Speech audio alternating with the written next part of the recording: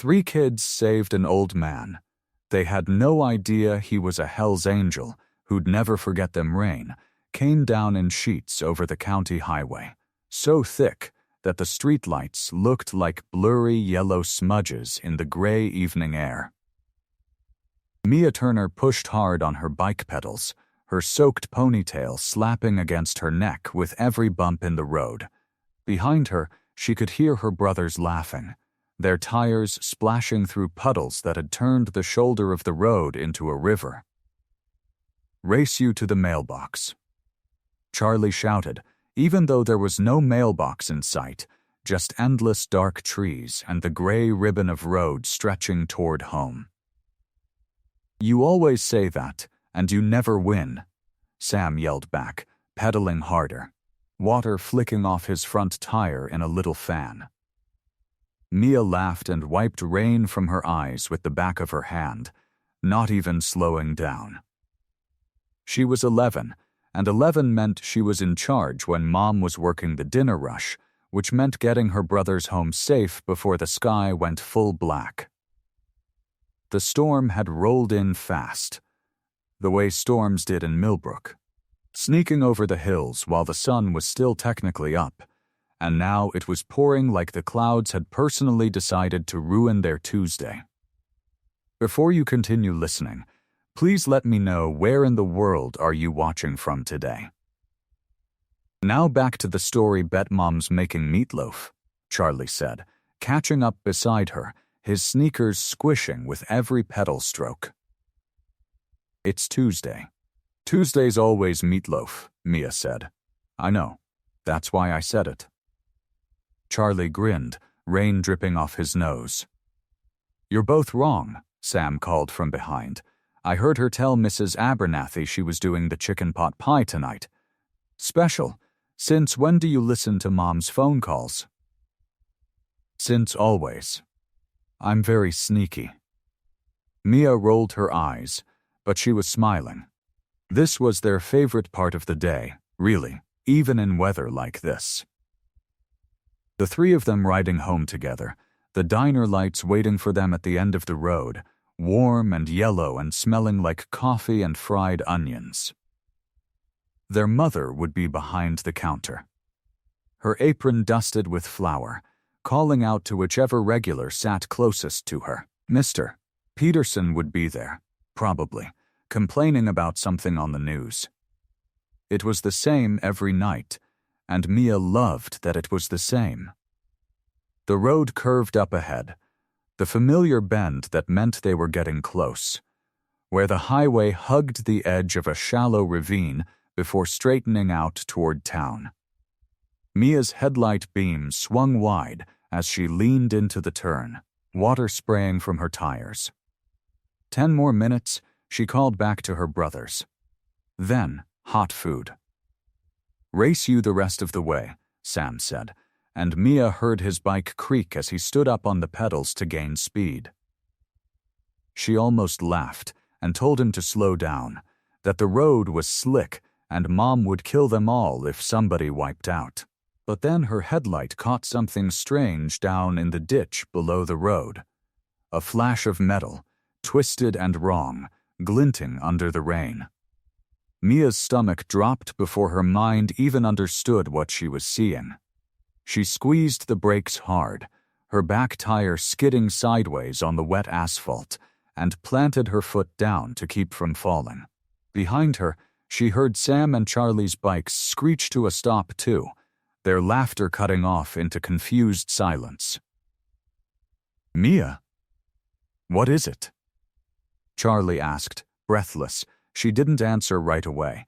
Her heart was pounding so hard she could feel it in her ears, louder than the rain hitting her jacket.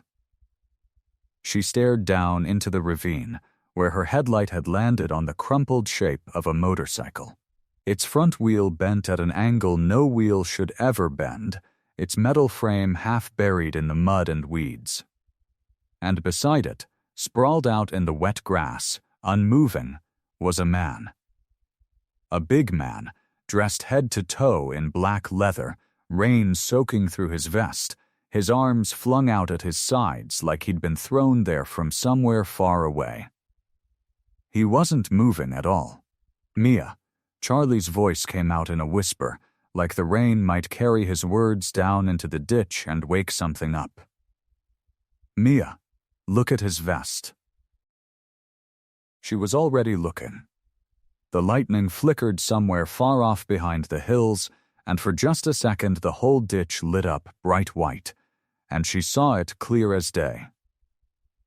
Skulls, 2 of them, stitched into the leather on his shoulders, with little wings coming off the sides like something out of a nightmare. And under that, in letters that looked like they'd been carved rather than sewn, 3 words: Hell's Angels. "That's a gang," Sam said, grabbing the sleeve of Mia's jacket and pulling. "That's one of those motorcycle gangs, Mia, the ones on the news. Dad used to say if you ever see one of those guys, you cross the street." "Dad's not here," Mia said, but her voice came out smaller than she wanted it to. "Exactly, which means we gotta be extra careful." Sam pulled harder on her sleeve now, and Charlie had come around to grab the other one, both of them tugging like she was a rope in a game of tug-of-war. "Mia, come on. What if there's more of them? What if they're hiding in the trees waiting for him?" Mia looked around at the dark trees pressing in close on both sides of the road, rain hissing through the leaves. And for a second her brother's fear jumped straight into her own chest and set her heart hammering even faster. "They're not hiding in the trees, Sam, you don't know that. He's alone. Look at him. Nobody's alone on purpose in a ditch in the rain." Charlie's grip loosened just slightly. What if he wakes up and he's mean? What if he's got a knife? What if he's dying? Mia said, and the words came out sharper than she meant them to, sharp enough that both her brothers went quiet and just stared at her. She looked back down at the man. He still hadn't moved, not even a twitch, and the rain was falling right onto his face, running down over his closed eyes and open mouth like he couldn't even feel it. There was something dark pooling near his head, darker than the mud, and even from up here Mia's stomach twisted at the sight of it. "We should just go get Mom," Charlie said. "She'll know what to do. She always knows what to do." "By the time we get to the diner and back, it could be too late," Mia said. "So what? We just leave him and hope somebody else finds him?"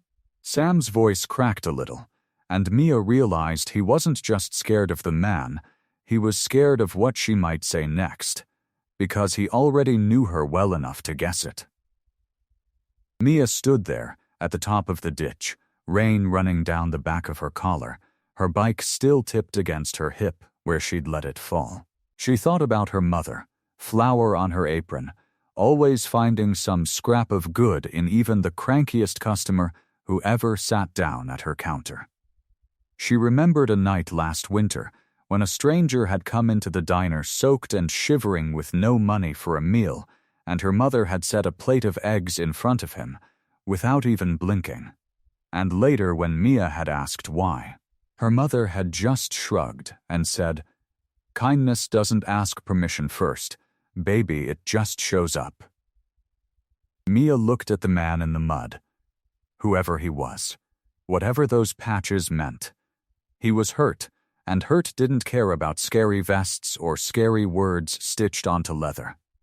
"I'm going down there," she said. "Mia, no." Charlie grabbed for her again, but she was already stepping past him, laying her bike down flat in the wet grass at the edge of the road. "Stay up here," she said, turning back to look at both of them, rain dripping off her chin. "If you see any car coming, any car at all, you flag it down.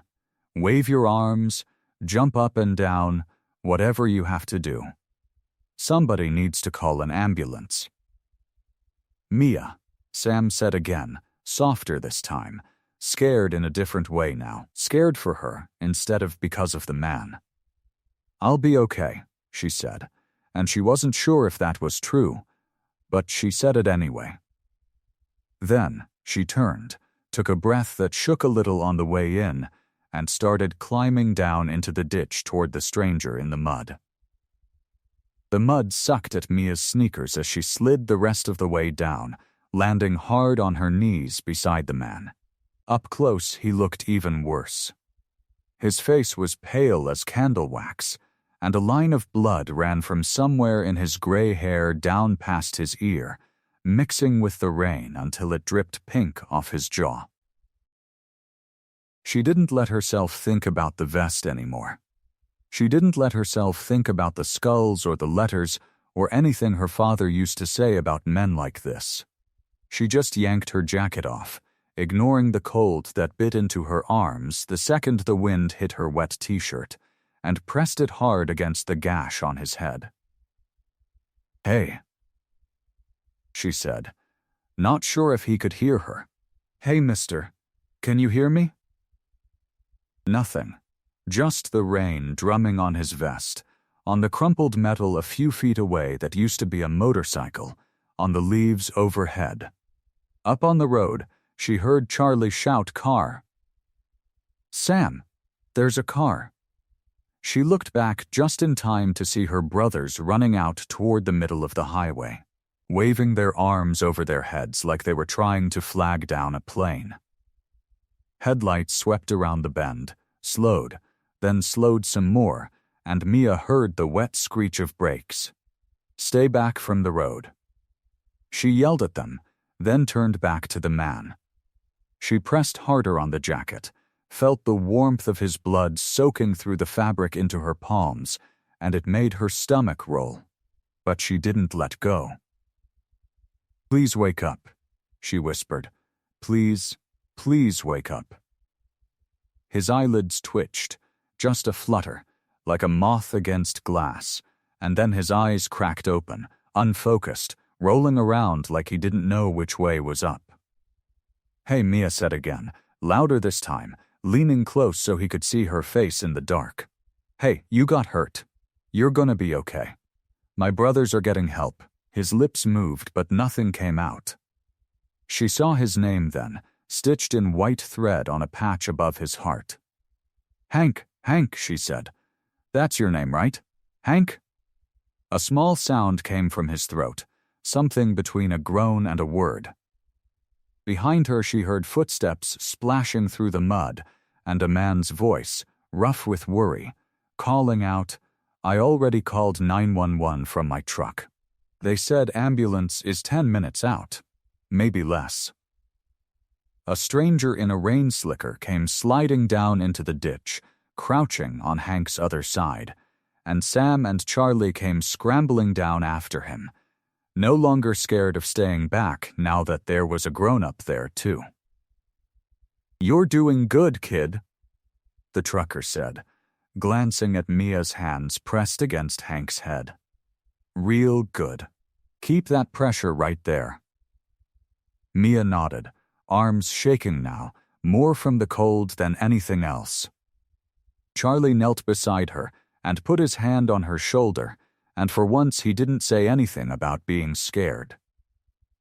Sam stood at Hank's feet, staring down at him with wide eyes, like he still couldn't quite believe any of this was happening. The minutes stretched out long and slow, rain hissing steady against the ditch, until finally, far off down the highway, Mia heard it. A siren, faint at first, then louder, red and blue light bouncing off the wet trees before the ambulance even came into view. That's when Hank's hand moved.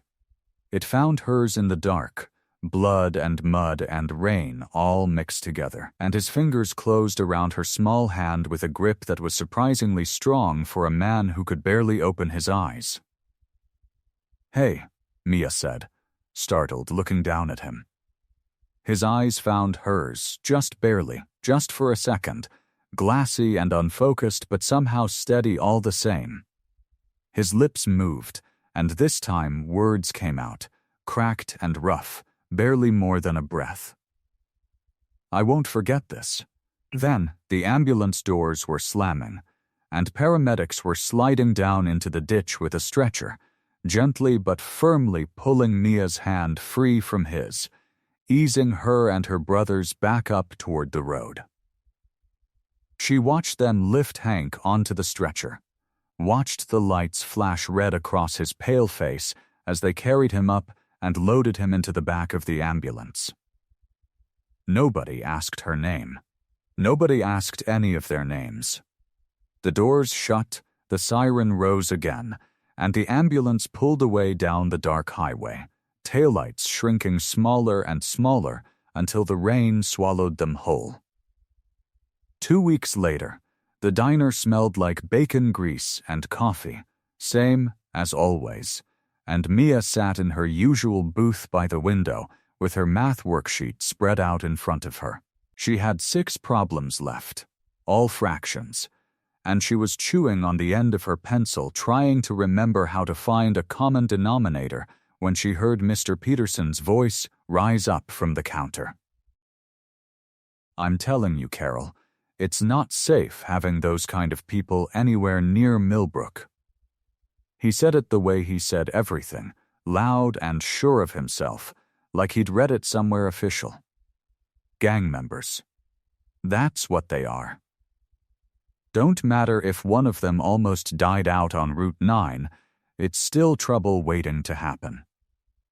Mia's pencil stopped moving. Her mother was behind the counter, wiping down the coffee machine with a rag, and she didn't look up right away.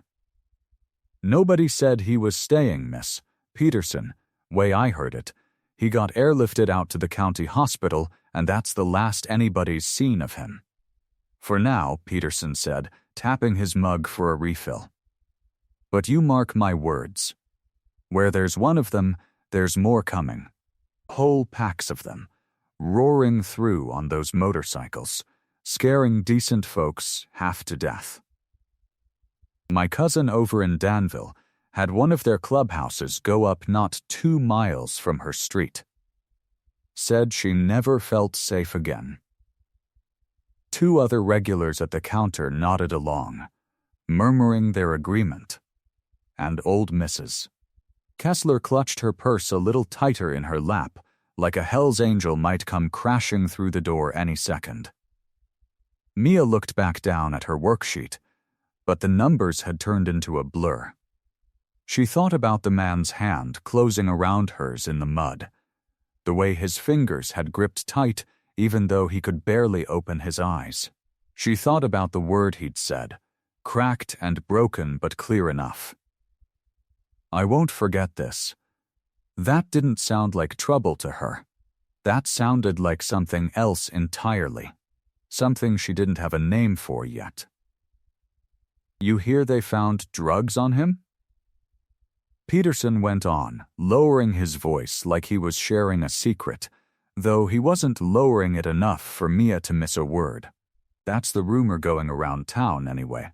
That's just a rumor, Frank," Carol said, setting his refilled mug down a little harder than she needed to. "Nobody's confirmed anything like that."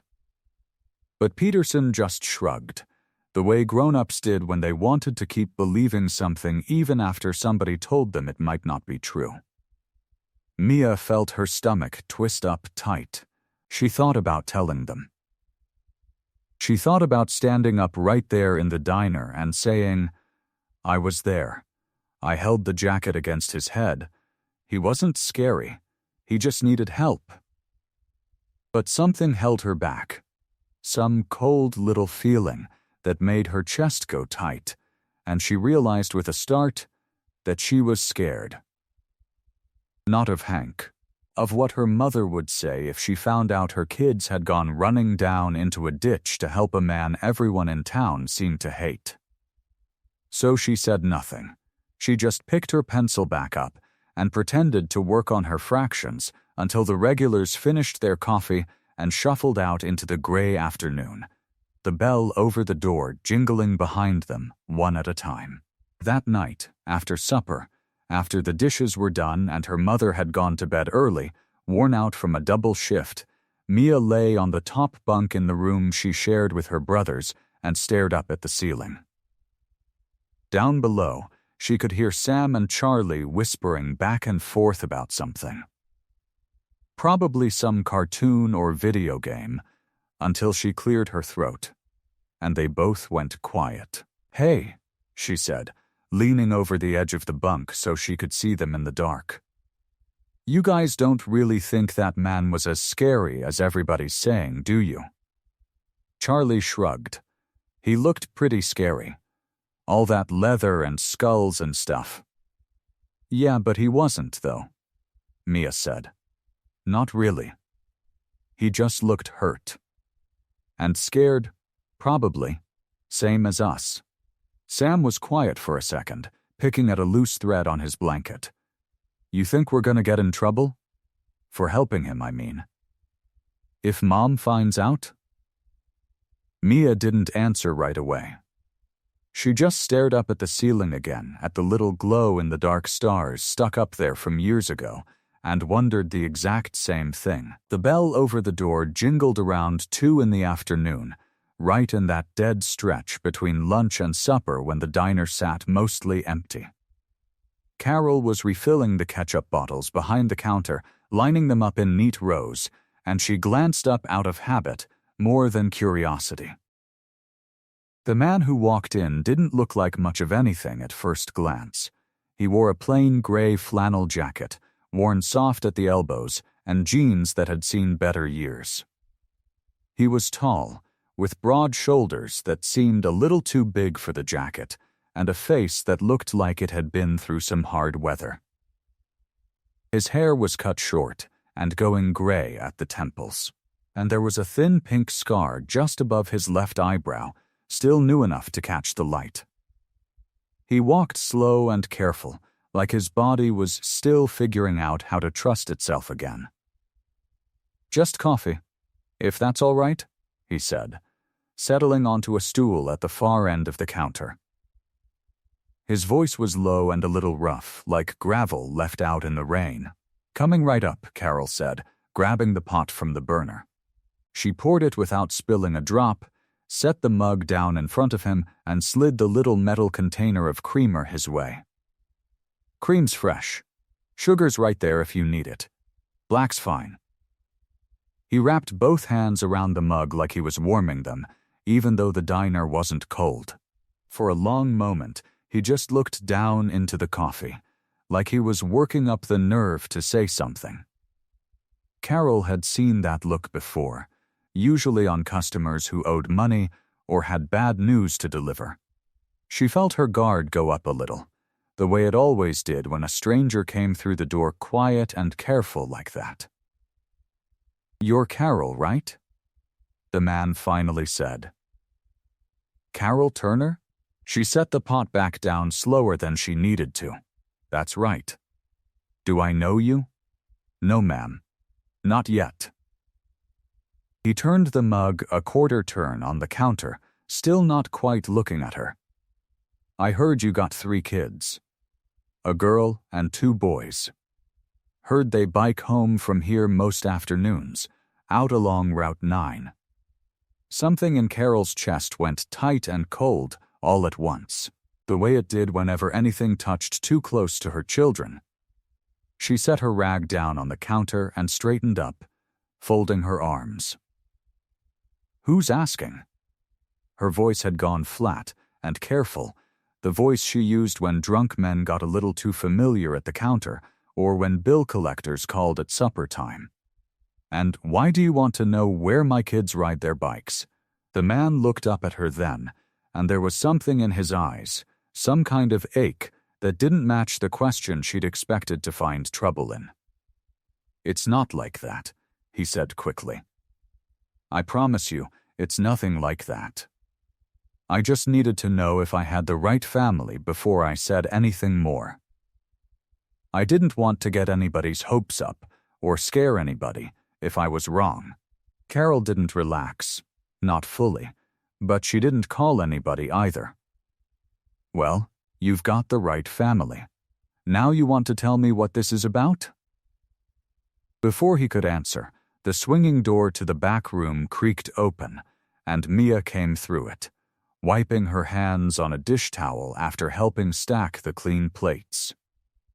She was halfway through saying, "Mom, we're out of the small syrup bottles," when her eyes landed on the man at the counter.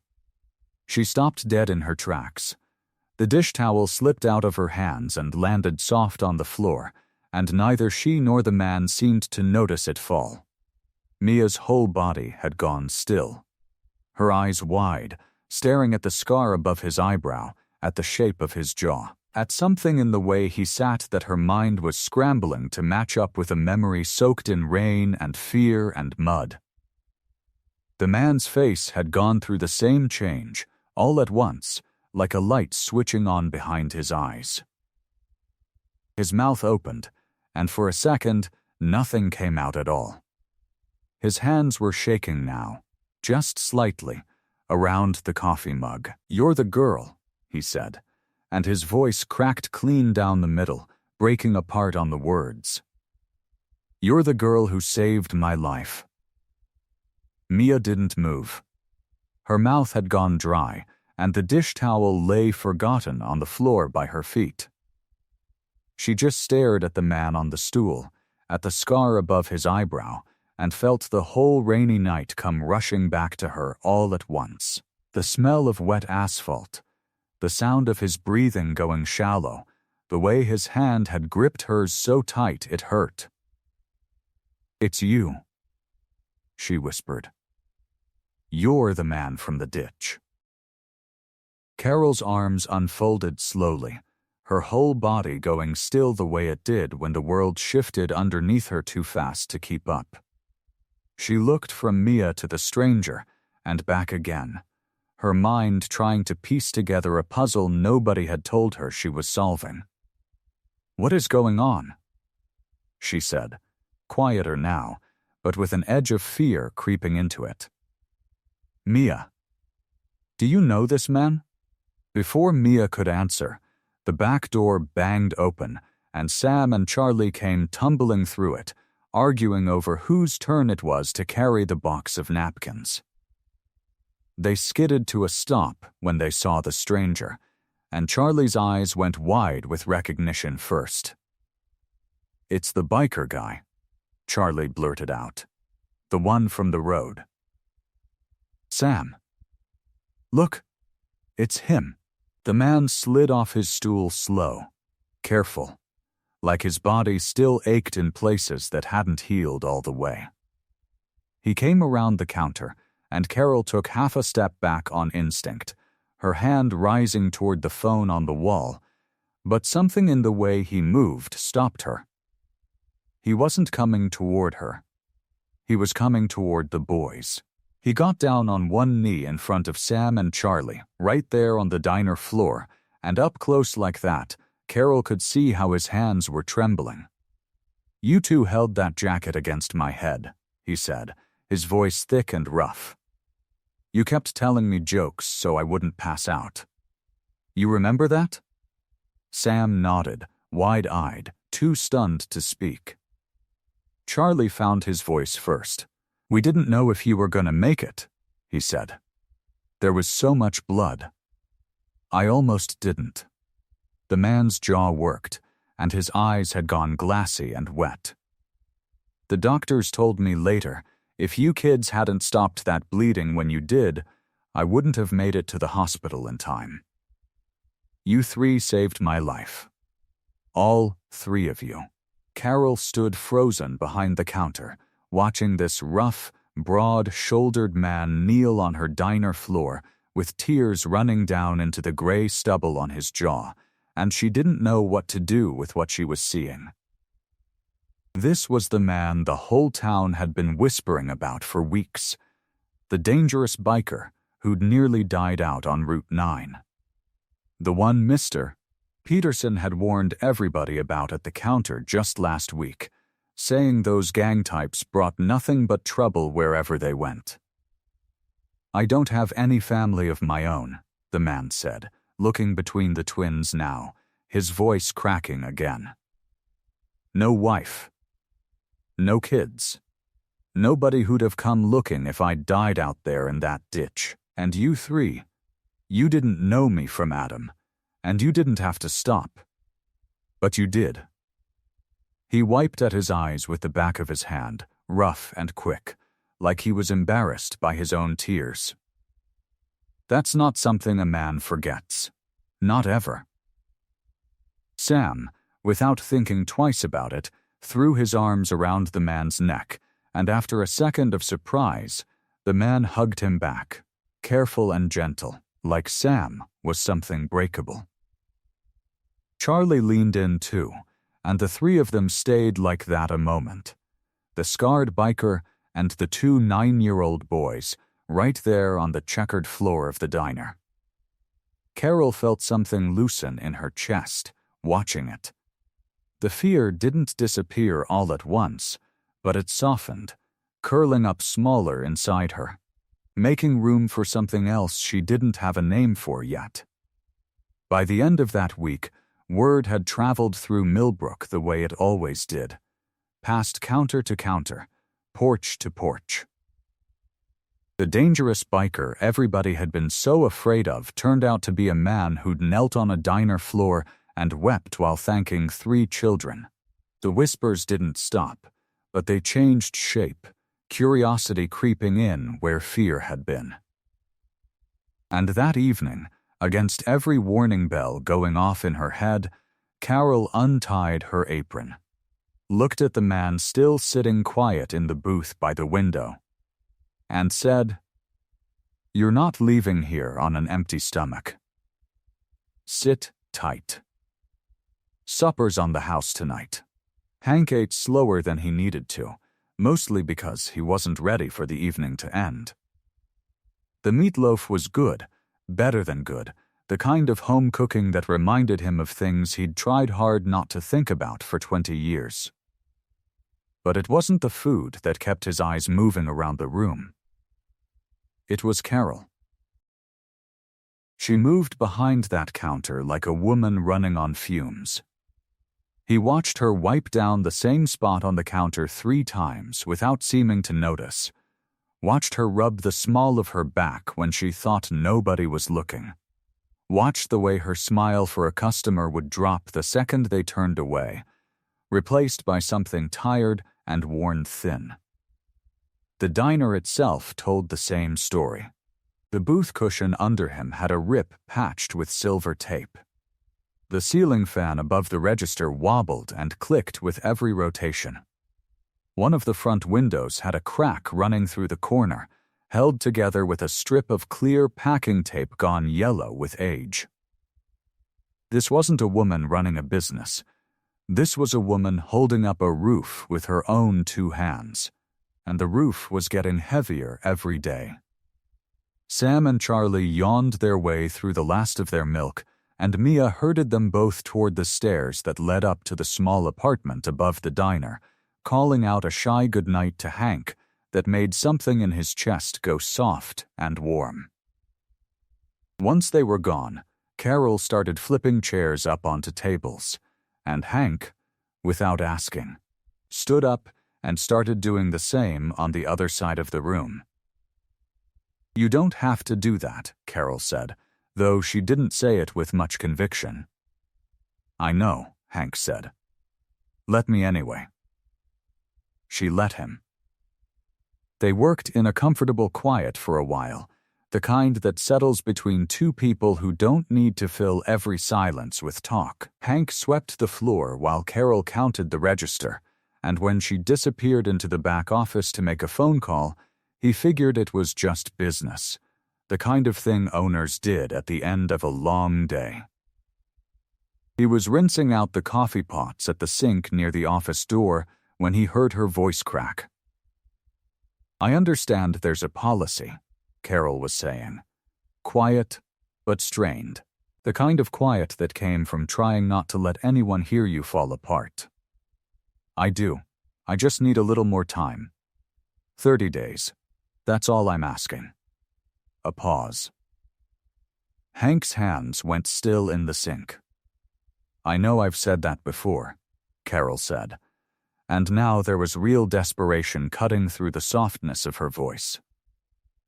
"But this is my husband's diner. It's the only thing I have left of him. Please, my kids. I have 3 kids. Another pause, longer this time. Hank heard her breath hitch, heard her trying to swallow it down before it turned into something worse. "Thank you for your time," she finally said, her voice gone flat and small. The phone clicked down into its cradle. Hank didn't move from the sink for a long moment. He stared down at the soap suds clinging to his knuckles, and something hard and certain settled into his chest. The kind of feeling he hadn't had in years. Not since before the fight that changed everything. Not since before the years behind bars had taught him how heavy guilt could sit on a man's shoulders. These kids had knelt in the mud on a stranger's account. They hadn't asked who he was or what he'd done, they'd just helped. And their mother was in there right now, begging a bank for a little more time, too proud to ask anyone for help, carrying the whole weight of this family alone. He finished the coffee pots quiet as he could, set them in the rack to dry, and let himself out the back door without saying goodbye. Carol was still in the office, and he didn't want her to know he'd heard. Outside, the night air had gone cool and clean, the kind of chill that came after a long, warm day. Hank walked to the edge of the gravel lot, phone already in his hand, and dialed a number he hadn't used in a while. It rang twice before a gruff voice answered. "Hank? Thought you dropped off the map. I need a favor, Deacon," Hank said, keeping his voice low, glancing back once at the dark windows of the diner. "I need to find a way to help this family without them knowing it's me." The sun came up slow over Millbrook, the way it always did in late September, painting the hardware store's dusty windows in shades of pale gold. Hank stood on the sidewalk across the street, his saddlebag slung over one shoulder, and studied the building with the careful attention of a man who'd learned to read rooms before entering them. The hardware store was owned by a man named Earl Washburn, a retiree with a bad hip and a good heart, and the rooms above it had been empty since his mother passed 2 winters back. Honk had heard that much from the old-timers at the diner, the ones who talked loud enough for anyone to hear. He'd also heard that Earl couldn't climb the stairs anymore, that he kept meaning to rent the space but never quite got around to it. Hank climbed the stairs himself, knocked on the door at the top, and waited. Earl opened it a few moments later, a small man with round glasses and a tape measure hanging from his belt loop. He looked Hank up and down, taking in the worn jeans, the plain flannel shirt, the face that had seen more weather than most. "Help you?" Earl asked. "I heard you've got a room to rent," Hank said. "Name's Henry Walsh. Just passing through, looking for odd jobs." Earl studied him for a long moment, the kind of look that came from 60 years of judging character in a small town. "You're not from around here?" "No, sir, not from anywhere particular. Been drifting a while. You're a big fella. Must be handy to have around. I've been told I'm useful." Hank allowed himself a small smile. "I can fix most anything, won't cause trouble. I pay in advance." Earl nodded slow, then stepped aside. "First and last month. Rent's cheap, but the plumbing's got a mind of its own and the hot water takes its time." "That's fine. I'm not picky." The room was small and bare, a bed with a worn quilt, a wooden chair by the window, a dresser with the varnish peeling off the corners. Hank set his saddlebag on the bed and unzipped it. Just enough to see the black leather vest folded inside, the patches dark against the fabric. He closed the bag again without touching it, leaving it buried at the bottom under his extra shirts and his tools. Some things were better left in the dark. He spent the morning helping Earl move a shipment of lumber in from the truck out back, earning his keep before the ink was dry on the conversation. By noon, he'd fixed the sagging screen door on the storefront and replaced a broken hinge on the back gate. Small jobs that Earl appreciated with the quiet gratitude of a man who'd stopped being able to do them himself. Then, Hank washed up at the pump out back, put on a clean shirt, and walked the 4 blocks to the diner. The lunch rush was winding down when he pushed through the front door. The bell jangled above his head, and Carol looked up from where she was clearing a table near the window, wiping her hands on her apron. "Welcome back," she said, and there was something warm in her voice, something that made Hank's chest tighten in a way he hadn't allowed himself to feel in a long time. "The kids were hoping you'd come by." Hank nodded, taking off his cap and holding it in his hands. "I was actually wondering if I could talk to you about something." Carol's eyebrows went up a fraction, but she set down the rag and came around the counter, crossing her arms over her apron in that way she had, guarded but not closed off. "Everything okay?" "Everything's fine. I noticed you've got a leak in the roof, back near the storage room. I saw it when I was sitting here last night, along the ceiling, the water stain running down the wall. That's not a small thing. If it rains heavy, that's going to be a real problem." Carol's face tightened, a flicker of something private and pained crossing her features before she smoothed it away. "I know. I've been meaning to get someone out to look at it, just haven't found the time. I could do it." She blinked at him. "You're a motorcycle man, not a roofer." "I'm a lot of things," Hank said, keeping his voice easy and low. "I've fixed more roofs than I can count. I'd do it for free. For meals. However long it takes." Carol's eyes went sharp, suspicion flickering in them the way it did when someone offered her something for nothing. She'd been burned before, and her pride was a stubborn thing, hard as the calluses on her hands. "I don't take charity, Mr. Walsh. It's not charity. It's a trade. You feed me, I fix your roof." He held her gaze, letting her see the plain truth there.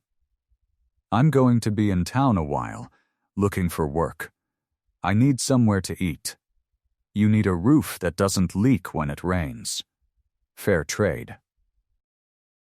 Carol studied him for a long moment, the way Earl had that morning, weighing something invisible in the air between them. Then she looked up at the ceiling, at the water stain he'd noticed, and the fight went out of her shoulders just a little. "Fine," she said, and the word came out weary. "Meals, wages, no favors. You fix it right." "I will," Hank said. "I always do." The days that followed fell into a rhythm that Hank hadn't felt in years. He woke early, walked the 4 blocks from Earl's place to the diner, and climbed the ladder Carol kept propped against the back wall. The roof needed more work than she'd let on. Whole sections of shingle had curled and cracked under years of sun and storm, and the wood underneath had gone soft in places, soaking up water like a sponge. Hank worked with his sleeves rolled up, sweat running down his neck, pulling old nails and laying new shingles in careful rows. Sam and Charlie showed up the second morning, standing at the bottom of the ladder with their necks craned back, watching him like he was doing something magic. "Can we help?" Charlie asked. The way 9-year-olds ask things, already halfway certain the answer would be yes. "You can hand me nails," Hank said. "That's a real job. Don't let anybody tell you different." The boys took the job seriously, sorting the nails into a coffee can by size, arguing over which ones were the right length, running up and down the ladder rungs until Hank told them to slow down before they broke their necks. When the roof work was done for the day, he moved inside to look at the stove. An old cast iron beast that Carol said had been coughing and sputtering for months. He took it apart piece by piece on the kitchen floor, and the twins knelt beside him, watching every bolt he loosened. "Is that from your motorcycle?" Sam asked, pointing at a wrench Hank had pulled from his back pocket. "Nah, this one's just for stoves and sinks and anything else that needs fixing." "Do you got a real motorcycle, though? A big one?" "I do." "Is it fast?" "Fast enough." "Can you do wheelies?" Hank almost laughed, the sound rusty in his chest like a door that hadn't opened in a long time. "A man my age doing wheelies is a man asking for a hospital bed. I leave that to fools younger than me." Charlie leaned in closer, his eyes wide, with the kind of hero worship only a 9-year-old could manage. "How long you been riding?" "Long time. Since I was younger than your mama, probably. Do you got friends who ride too?" Hank's hands paused for just a second over the bolt he was turning, then kept moving, steady as ever. "A few," he said. "Good men. We look out for each other. Like a club?" "Something like that." He handed Sam a bolt to add to the pile, steering the boy's attention without seeming to. "Now hand me that flathead, would you? This screw's stubborn as your mama when she's made up her mind about something." The boys laughed, and the questions drifted elsewhere, the way children's curiosity always did, chasing whatever shiny thing caught its eye next. Hank breathed a little easier, wiping his forehead with the back of his wrist, grateful the moment had passed without him having to lie outright. He hadn't said a word untrue. He'd just left the biggest part of himself folded up and tucked away, same as the vest at the bottom of his saddlebag. By the time the sun started sinking low and orange over the tree line, throwing long shadows across the diner's gravel lot, Honk had the stove back together and humming steady, and the last row of shingles nailed down tight against the coming weather. He sat on the back steps, his shoulders aching, his hands raw and stained with grease, and let himself rest for the first time all day. Carol came out a few minutes later, carrying a plate heaped with meatloaf and mashed potatoes, a slice of pie balanced on the edge. She held it out to him without a word at first, and when he took it, their fingers brushed for just a moment. "Thank you," she said, and there was nothing guarded in it this time. Nothing careful or measured. Just plain, honest gratitude. "I mean it, Hank. Nobody's fixed anything around here in years without me having to beg or borrow to pay for it." Hank looked up at her, and something in his tired eyes caught her off guard. A kind of quiet ache she hadn't expected to find there. Inside, at the window above the sink, Mia stood drying a dish slower than she needed to, watching the two of them through the glass. She couldn't have said what it was exactly. Just a feeling. Small and persistent, that there was more to this quiet man than anyone in Millbrook yet understood. The lunch rush hit the diner like it always did on Thursdays, every booth full, the griddle hissing, and Carol moving between tables with a coffee pot in one hand and a stack of plates balanced along her arm. The bell over the door jingled, and she didn't even look up at first, too busy setting down a plate of eggs in front of Mr. Peterson, but when she did look up, she paused. The man standing just inside the door didn't belong in Millbrook. He wore a suit the color of wet slate, pressed sharp at the shoulders, and shoes so shiny they looked like they'd never touched gravel. His hair was combed back with something that caught the light, and he smiled the way salesmen smiled, wide and practiced, showing all his teeth but none of his eyes. "Carol Turner?" he asked, though it was clear he already knew. "That's me." She wiped her hand on her apron before shaking his. "Can I get you a seat? Kitchen's a little behind, but I can squeeze you in." "Actually, I was hoping for a word." In private, if you have a moment." Carol glanced around the crowded diner, the noise of forks and conversation filling every corner. "This is about as private as it gets around here on a Thursday." "What can I do for you, Mr.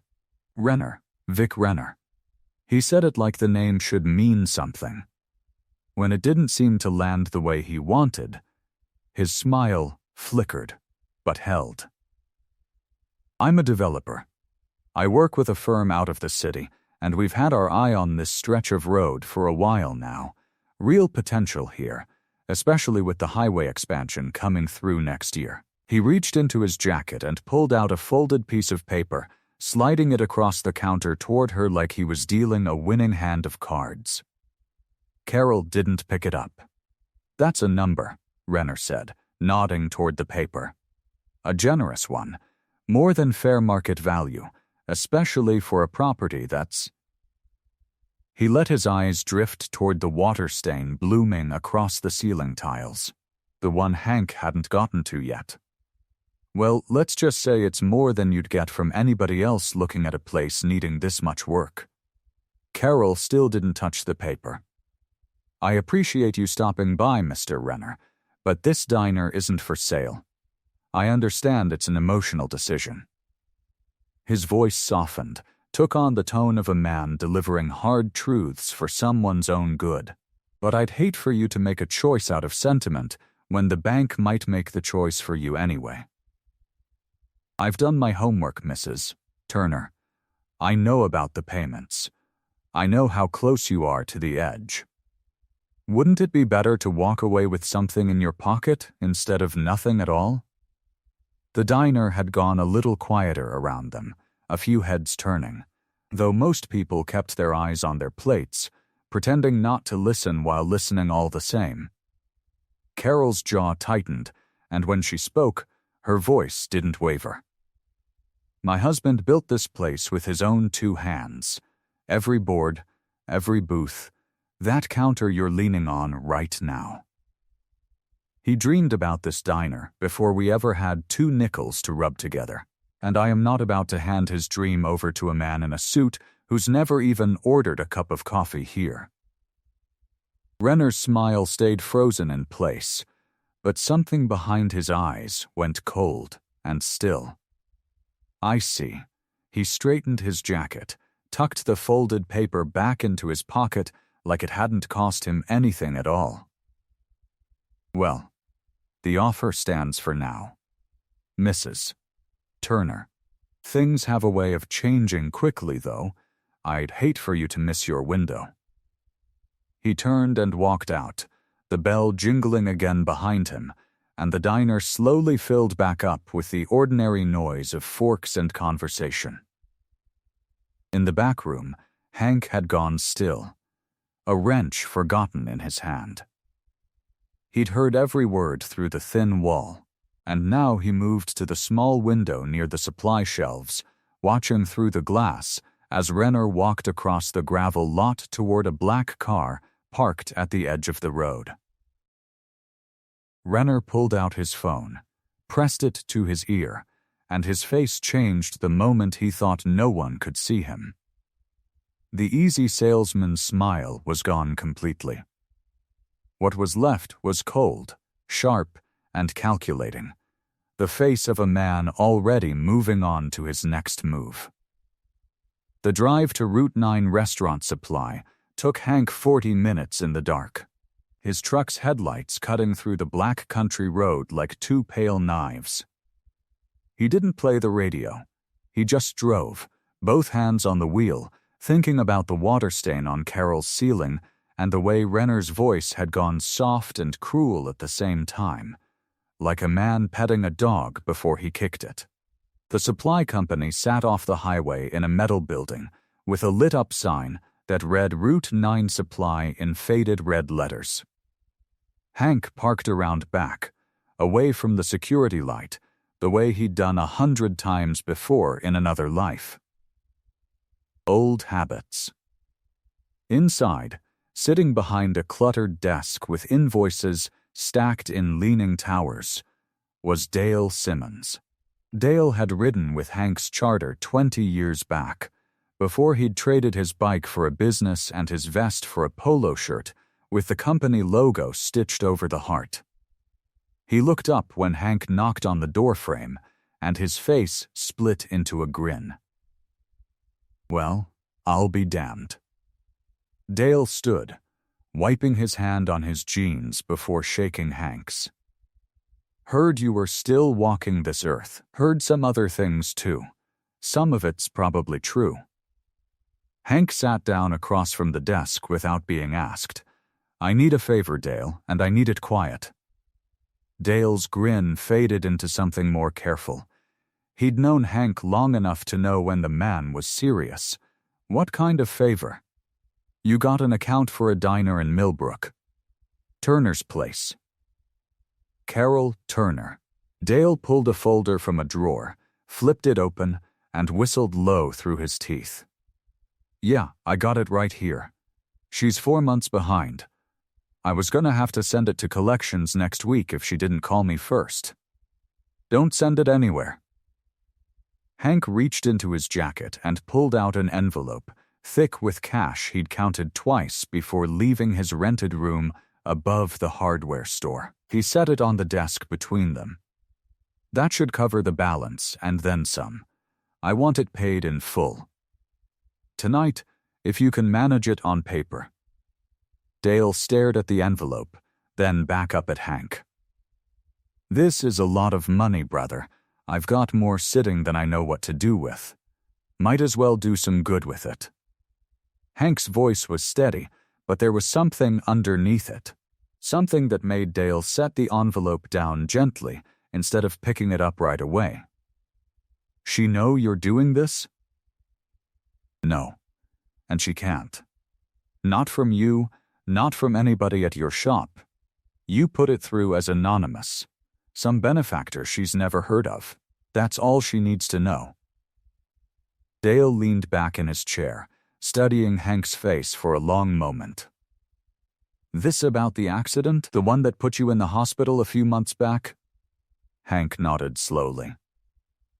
Her kids saved my life on the side of the road in the pouring rain. Didn't know me from Adam. Didn't care what my vest said. They just stopped and helped. He looked down at his hands, scarred and rough, the hands of a man who'd spent 20 years trying to make up for one terrible night. I owe that family more than money can cover. But it's what I've got right now. Dale didn't say anything for a moment. Then he picked up the envelope, counted it quickly with practiced fingers, and nodded. I'll run it through tonight. Mark the account settled first thing tomorrow. Nobody's gonna hear my name mentioned, and they sure won't hear yours. Appreciate it, Dale. Don't mention it. Dale stood and shook Hank's hand again, holding on a second longer this time. Good to see you're still you, Hank. Some things change a man. Looks like this didn't. Hank didn't answer that. He just nodded once, turned, and walked back out into the night, the gravel crunching under his boots as he made his way to his truck. Behind him, the metal building's light clicked off, and Dale's silhouette disappeared from the window, already reaching for his phone to make the call that would set things right for a woman he'd never met, because an old friend had asked him to. Hank drove home through the dark, with the windows cracked, the cold air rushing in around him, and for the first time in a long while, something in his chest felt a little bit lighter. The sky was still black when Carol pulled into the diner's gravel lot, her headlights sweeping across the front of the building before she even understood what she was looking at. She sat frozen behind the wheel for a second, her coffee thermos rolling off the passenger seat and spilling onto the floor mat. The front window, the big one that looked out over Main Street, the one her husband had installed with his own 2 hands 11 years ago, was shattered. Glass lay scattered across the sidewalk and the counter inside, glittering under the streetlight like broken ice. and across the brick wall beside the door, in dripping red paint, someone had sprayed words that made her stomach turn. Sell now, or else. Carol's hands shook as she turned off the engine. She sat there a moment longer, gripping the wheel, telling herself to breathe. Then she got out, her sneakers crunching on broken glass as she walked toward the door. Up close, it was worse. The paint had run in long streaks down the brick, like the wall itself was bleeding. The window frame was cracked where something heavy had been thrown through it. A rock, maybe. Or a brick, still sitting on the floor inside among the shards.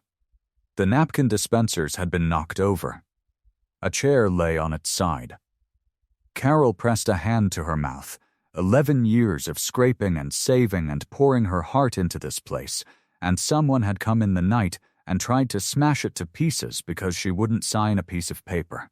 She thought of Mia, Sam, and Charlie asleep in their beds, and her knees went weak. What if they'd been here? What if this had happened while she was inside, alone, closing up?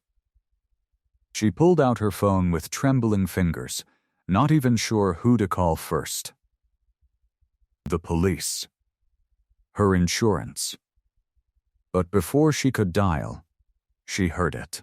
The low, rolling growl of a motorcycle engine coming fast down Main Street, cutting through the silence of the sleeping town. Hank's bike rounded the corner and skidded to a stop in the gravel lot, gravel spitting up under the tires. He was off it before it had even fully stopped, boots hitting the ground hard, his face lit strange and pale in the gray light before dawn. Carol. His voice came out rough, urgent. Ruth called me. Said she heard glass breaking around 3 a.m, saw a car peel off. I got here as fast as I could. Carol turned to him, and something in her chest cracked open at the sight of him. The relief of not being alone in this moment, mixing with the fear still coursing through her. Hank. Look at it. Look what they did. Hank walked past her slowly, his eyes moving over the shattered window, the red paint dripping down the brick, the mess inside visible through the broken glass. He didn't say anything at first. He just stood there, taking it in, his jaw tightening bit by bit until the muscle in his cheek stood out sharp under his skin. Something shifted in his face. The softness Carol had come to know.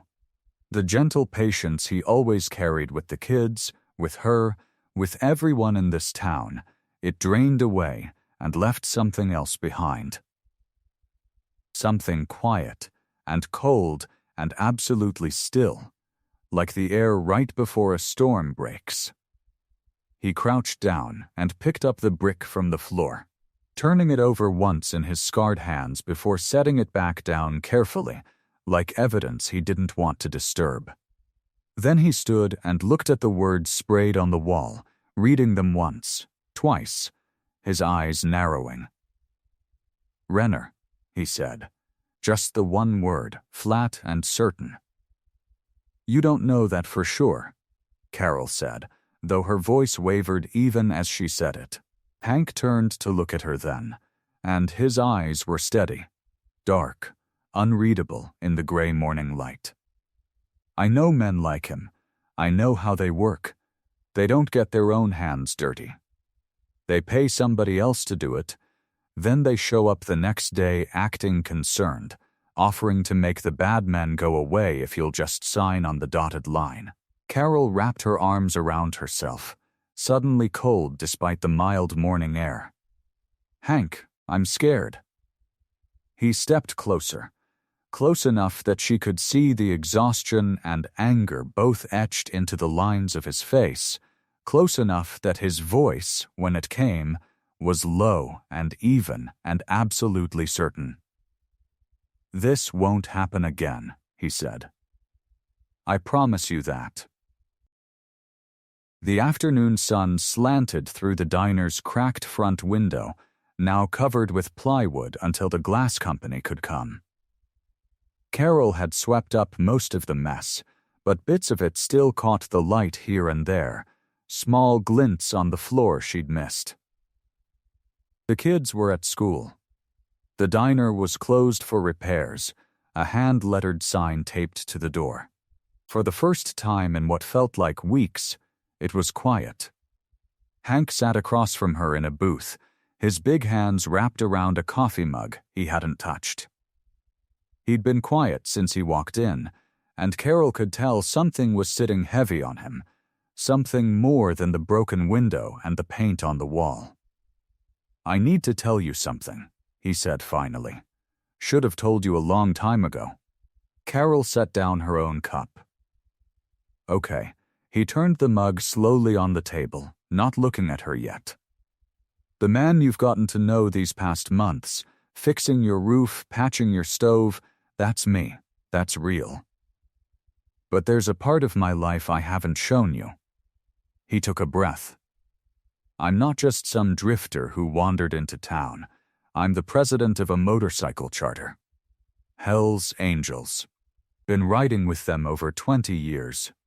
Carol felt her stomach drop, though she kept her face steady. "I know you ride, Hank. I've seen the bike.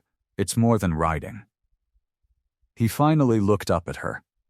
"We run real businesses, a garage outside of Fresno, a trucking outfit up near Sacramento. And every year, we raise money, a lot of money, for children's hospitals across the state. Wings, equipment, whatever they need. We don't put our names on plaques. We don't want the credit. We just do it." Carol sat very still, trying to take in what he was telling her. "Why are you telling me this now?" "Because Renner's going to use it against me," Hank said. "He's going to dig, and he's going to find things, and he's going to make sure this whole town hears about it in the ugliest way possible before I ever get the chance to explain it myself. I didn't want you finding out that way. I wanted you to hear it from me." Carol's mind was spinning, pulling backward through the months, all the quiet Saturdays he'd shown up with his toolbox, all the small kindnesses, the invoice that mysteriously got paid, the way Sam and Charlie lit up like Christmas morning every time his bike rolled into the lot. She'd thought she was starting to understand who he was. "You run a whole charter," she said slowly. "You have resources, connections, money even. And you've been living above the hardware store, fixing my roof for free, letting my boys think you're just some quiet handyman. I wanted to help your family without you feeling like it was charity," Hank said. "I wanted to earn my place here, not buy it. But you kept this from me." Her voice cracked slightly.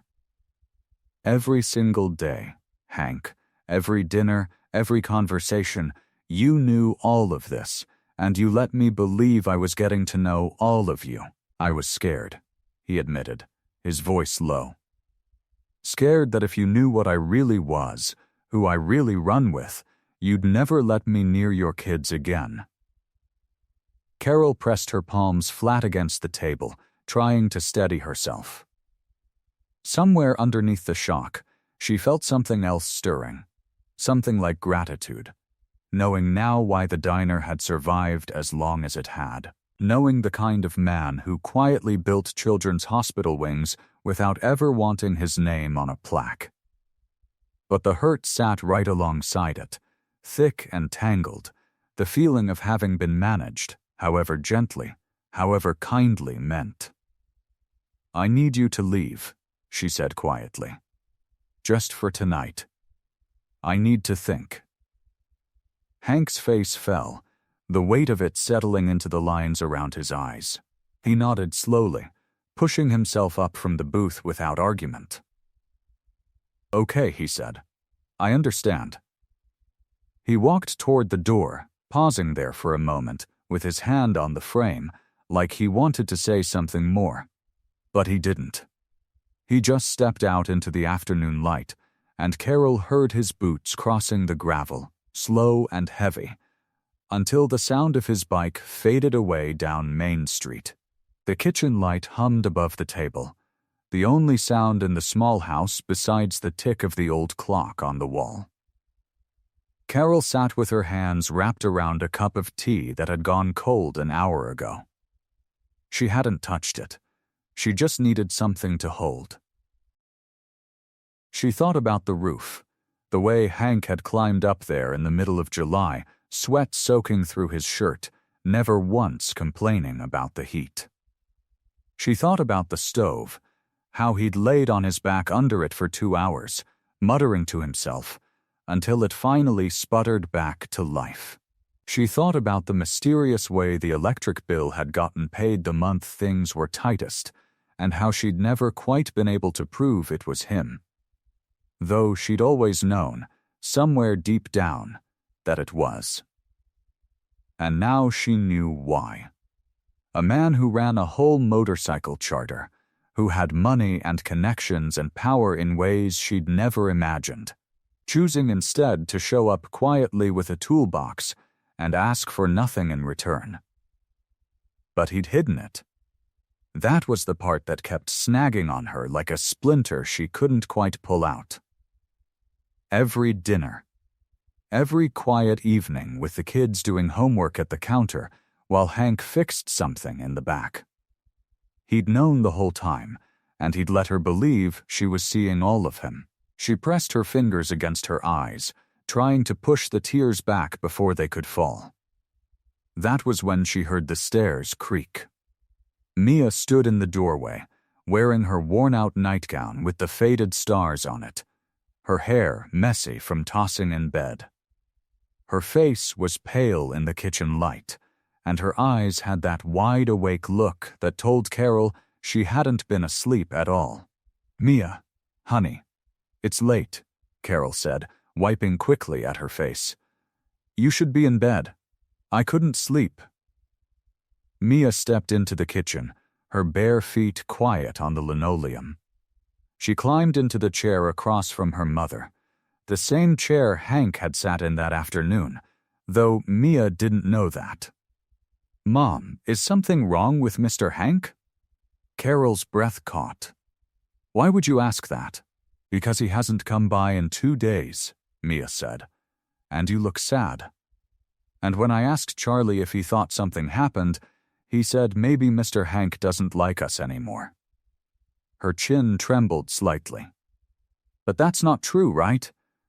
He wouldn't just leave without saying goodbye." Carol reached across the table and took her daughter's small hand. "It's complicated, sweetheart. Everything with grown-ups is complicated," Mia said, and there was something almost accusing in the way she said it, like she'd heard that excuse one too many times. "But Mr. Hank isn't complicated. He fixed the stove. He taught Sam and Charlie how to change a tire. He gave Charlie his old flashlight when Charlie said he was scared of the dark." Her eyes were shining now, bright with the kind of certainty only a child could hold on to so fiercely. "He's the best person I know, Mom, besides you." Carol felt something crack open in her chest, some wall she hadn't realized she'd built. She looked at her daughter's face, so open, so sure, and she thought about all the small moments that had built up over the months. The roof, the stove, the flashlight, the patient way Hank had crouched down to show the boys how to fix a bike chain without ever once raising his voice. None of that had been a lie. Whatever else he was, whatever name his club carried, whatever fear the town might feel when they heard the words Hell's Angels, the man who had shown up at her diner every week for months, quietly working, quietly caring, that man was real. "You're right," Carol said softly, squeezing Mia's hand. "He is a good person." Mia looked up at her, hope flickering across her face. "Then why did he stop coming?" Carol didn't have an answer yet, not one she was ready to say out loud.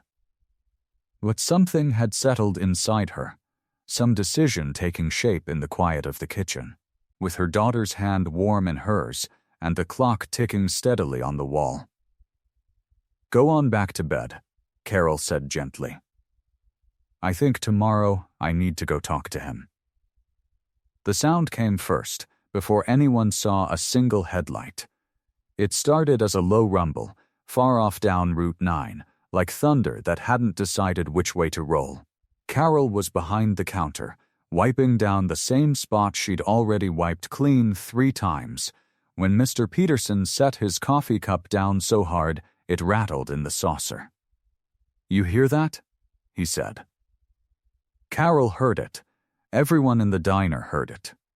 The windows started to hum with it, a low buzzing in the glass that grew louder every second until it wasn't a rumble anymore, but a roar. Dozens of engines rolling into Millbrook like a wave breaking over the town. Mia dropped the napkin holder she'd been refilling. Sam and Charlie ran to the front window, noses pressed against the glass, eyes wide. "Mom," Charlie said. "Mom, there's so many of them." Carol came around the counter, wiping her hands on her apron, her heart hammering. Through the window she watched motorcycles pour into the gravel lot, one after another, black leather and chrome and patches that caught the morning sun. Men and women climbed off their bikes, tall and weathered, some with gray beards, some with tattoos running up their necks, all of them wearing vests with wings and skulls stitched across the back. Behind her, she heard someone in the diner whisper the word gang, and she saw Mr. Peterson's hand tighten around his coffee cup like he was thinking about hiding under the table. Then, she saw Hank. He walked in front of the pack, same as always, steady and calm, like a man who had done this 100 times before. He wasn't wearing his vest today, just a plain gray shirt, sleeves pushed up, tool belt already slung around his waist. He looked up at the diner, at the window where Carol stood frozen, and for a moment neither of them moved. Then, he raised a hand. Not a wave exactly, more like a question. "Is it okay?" Carol found herself nodding before she'd even decided to. Within 20 minutes, the parking lot had transformed into something Carol had never imagined.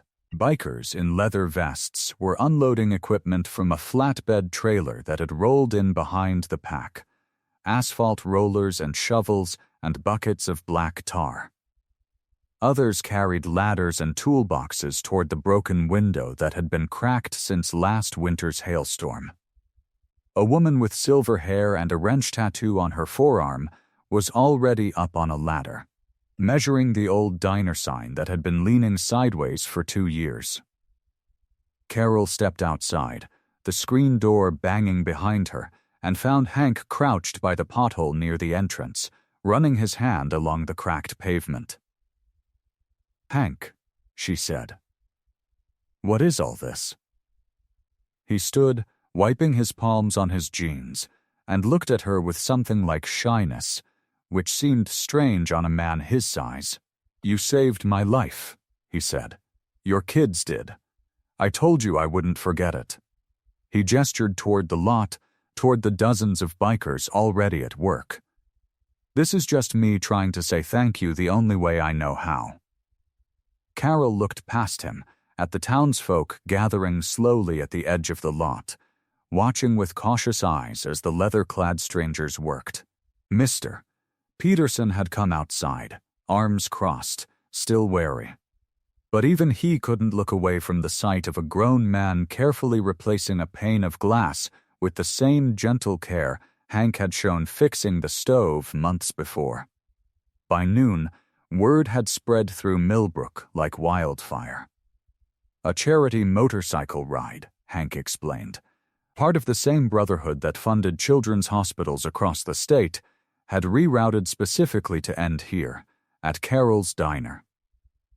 Riders from 3 counties over rolled in throughout the day, parking in neat rows along the newly smoothed pavement, filing inside for coffee and slices of pie, dropping bills into a jar by the register that read, in Mia's careful handwriting, "Save the diner." Carol worked the counter faster than she had in years, plates flying, coffee pouring, the bell above the door ringing again and again as more people came through, drawn by the noise and the smell of fresh coffee and the strange, wonderful sight of bikers and townsfolk standing shoulder to shoulder. By late afternoon, the crowd had thinned enough for the work to slow down. The new pavement gleamed black and smooth under the sun. The sign hung straight and proud, freshly painted, the words Carol's Diner, bright white against dark green. Someone had strung small lights across the parking lot, looping them from pole to pole, waiting for dark. Sam and Charlie had spent the whole day following Hank like two ducklings, handing him wrenches, holding flashlights, asking 100 questions about every bike that rolled through the lot. Now, with the worst of the work done, Hank sat down on the tailgate of the flatbed trailer, wiping grease off his hands with a rag, and patted the space beside him. "Come here, you two," he said. "Got something I want to tell you." The twins scrambled up next to him, sweaty and grinning, still buzzing from the excitement of the day. Hank turned the rag over in his hands, looking at it instead of them, like he was gathering the courage to say something hard. "You remember that story your sister tells, about the night you three found a man hurt on Route 9? Charlie nodded. "Mia stopped the bleeding. She used her jacket. And I flagged down the truck," Sam added, puffing his chest out a little. Hank nodded slowly. "That man," he said, "was me." For a second, neither boy said anything. They just stared at him, mouths slightly open, like the words hadn't landed yet.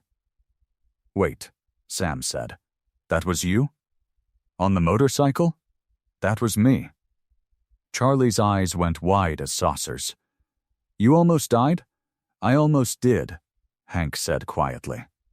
"If your sister hadn't stopped that bleeding, I wouldn't be sitting here right now."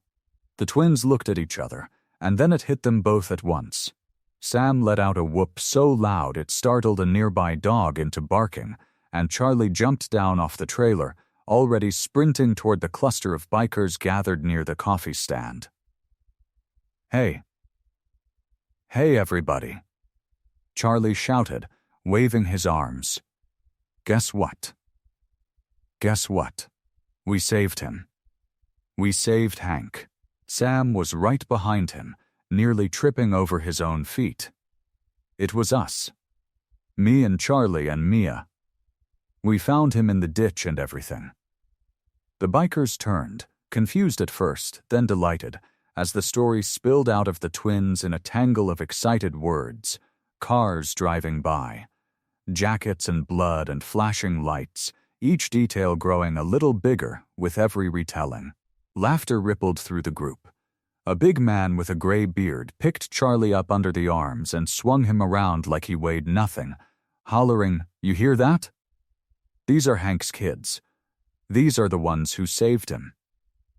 Hank sat on the tailgate, watching it all, and felt something warm rise up in his chest. Something he hadn't let himself feel in a long, long time. The party wound down as the sky turned orange, then purple, then dark. The string lights flickered on above the parking lot, glowing soft and gold against the night. Most of the bikers had rolled out, engines fading into the distance, leaving behind a quiet, worn-out kind of peace. Carol found Hank standing near the edge of the lot, looking up at the lights, his hands in his pockets. "You didn't have to do all this," she said, coming to stand beside him. "I know," he said. "Wanted to." Carol looked at him, really looked at him, and felt her throat tighten. "Hank, you saved my diner. My family. I don't know how I'm ever going to repay you. You don't owe me anything, he said, turning to face her. Told you that before. Her eyes filled with tears, and she didn't bother wiping them away. Nobody's ever done anything like this for us. Not since Tom died. Her voice cracked on her husband's name. I forgot what it felt like having someone show up. Just show up and keep showing up. Hank reached out, hesitant, and brushed a tear from her cheek with his rough thumb. I'm not going anywhere, Carol. She let out a small, broken laugh, leaning into his hand. Promise? Promise. For a long moment, neither of them said anything else. The string lights swayed gently above them, and somewhere in the distance, an engine rumbled its way out of town. From the porch, wrapped in a blanket, Mia watched the two of them standing close together under the glow of the lights. She didn't say a word. She just smiled, quiet and knowing, and pulled the blanket a little tighter around her shoulders. 3 days later, the morning rush had just started to slow when a stranger walked into the diner. He was a thin man in a wrinkled blazer, carrying a notepad and a phone he kept glancing at like it might ring any second. Carol noticed him right away. Regulars didn't dress like that. Regulars didn't stand by the door scanning the room before they sat down. He slid into a booth near the counter and waited until Carol came by with a coffee pot before he spoke. Carol Turner? He asked. That's me. She filled his cup, wary but polite. What can I get you? Just coffee's fine. He flipped open his notepad. I'm Danny Reyes. I write for the Millbrook Gazette. Was hoping to ask you a few questions. About the man who's been working here. Goes by Hank? Carol's stomach tightened, though she kept her face steady. What about him? You know his full name is Henry Walsh? Yes. She set the pot down on the table, slower than she meant to. What's this about? Reyes tapped his pen against the notepad, watching her carefully, like he was trying to read whether she already knew what he was about to say. 20 years ago, Henry Walsh was convicted of manslaughter, served time upstate. You know anything about that? The words landed like a slap. Carol felt the floor tilt a little beneath her, though she didn't move. Behind the counter, Mr. Peterson looked up from his eggs, ears clearly perked. That's not funny, Carol said quietly. I'm not joking, ma'am. It's public record. Court documents, everything, bar fight in Ohio, back in the 90s. A man died. Walsh did time for it. Reyes leaned forward slightly. I got a tip a few days ago, and I've been digging since. Wanted to talk to you before we ran anything. Since he's been, well, pretty involved with your family. Carol's hands had gone cold. She thought of Hank's voice, low and steady, the way he'd looked at her under the string lights 3 nights ago. I'm not going anywhere. She thought of Sam and Charlie trailing after him all day, handing him tools like he was the best thing that had ever walked into their lives. I think you should leave, she said, her voice tighter than she wanted it to be. Reyes held up a hand. I'm not trying to ambush you, Mrs. Turner. I just think you deserve to know who's been around your kids. I said leave. Her voice cracked this time, and she hated that it did. Reyes studied her a moment longer, then nodded slowly, closing his notepad. It's going to print either way, he said, not unkindly. Figured you'd rather hear it from me first than read it in the paper. He set a few dollars on the table for the coffee and walked out, the bell over the door jingling behind him. Carol stood frozen for a long moment, the pot still in her hand, her mind spinning through every conversation she'd had with Hank over the past weeks. He'd never mentioned Ohio. Never mentioned prison. Never mentioned a man dying. "Mister." Peterson cleared his throat from the counter. "Well," he muttered, not quite under his breath. "Can't say I'm shocked." Carol shot him a look sharp enough to make him go back to his eggs without another word. She spent the rest of the day in a fog, moving through her shifts on autopilot, refilling cups and taking orders while her mind churned. Every time the bell over the door rang, she flinched, half expecting Hank to walk in, half dreading it. By the time the dinner rush thinned and the sky outside had gone the color of a bruise, she'd made up her mind. She untied her apron, hung it on the hook by the kitchen, and told her cook she'd be back in 20 minutes.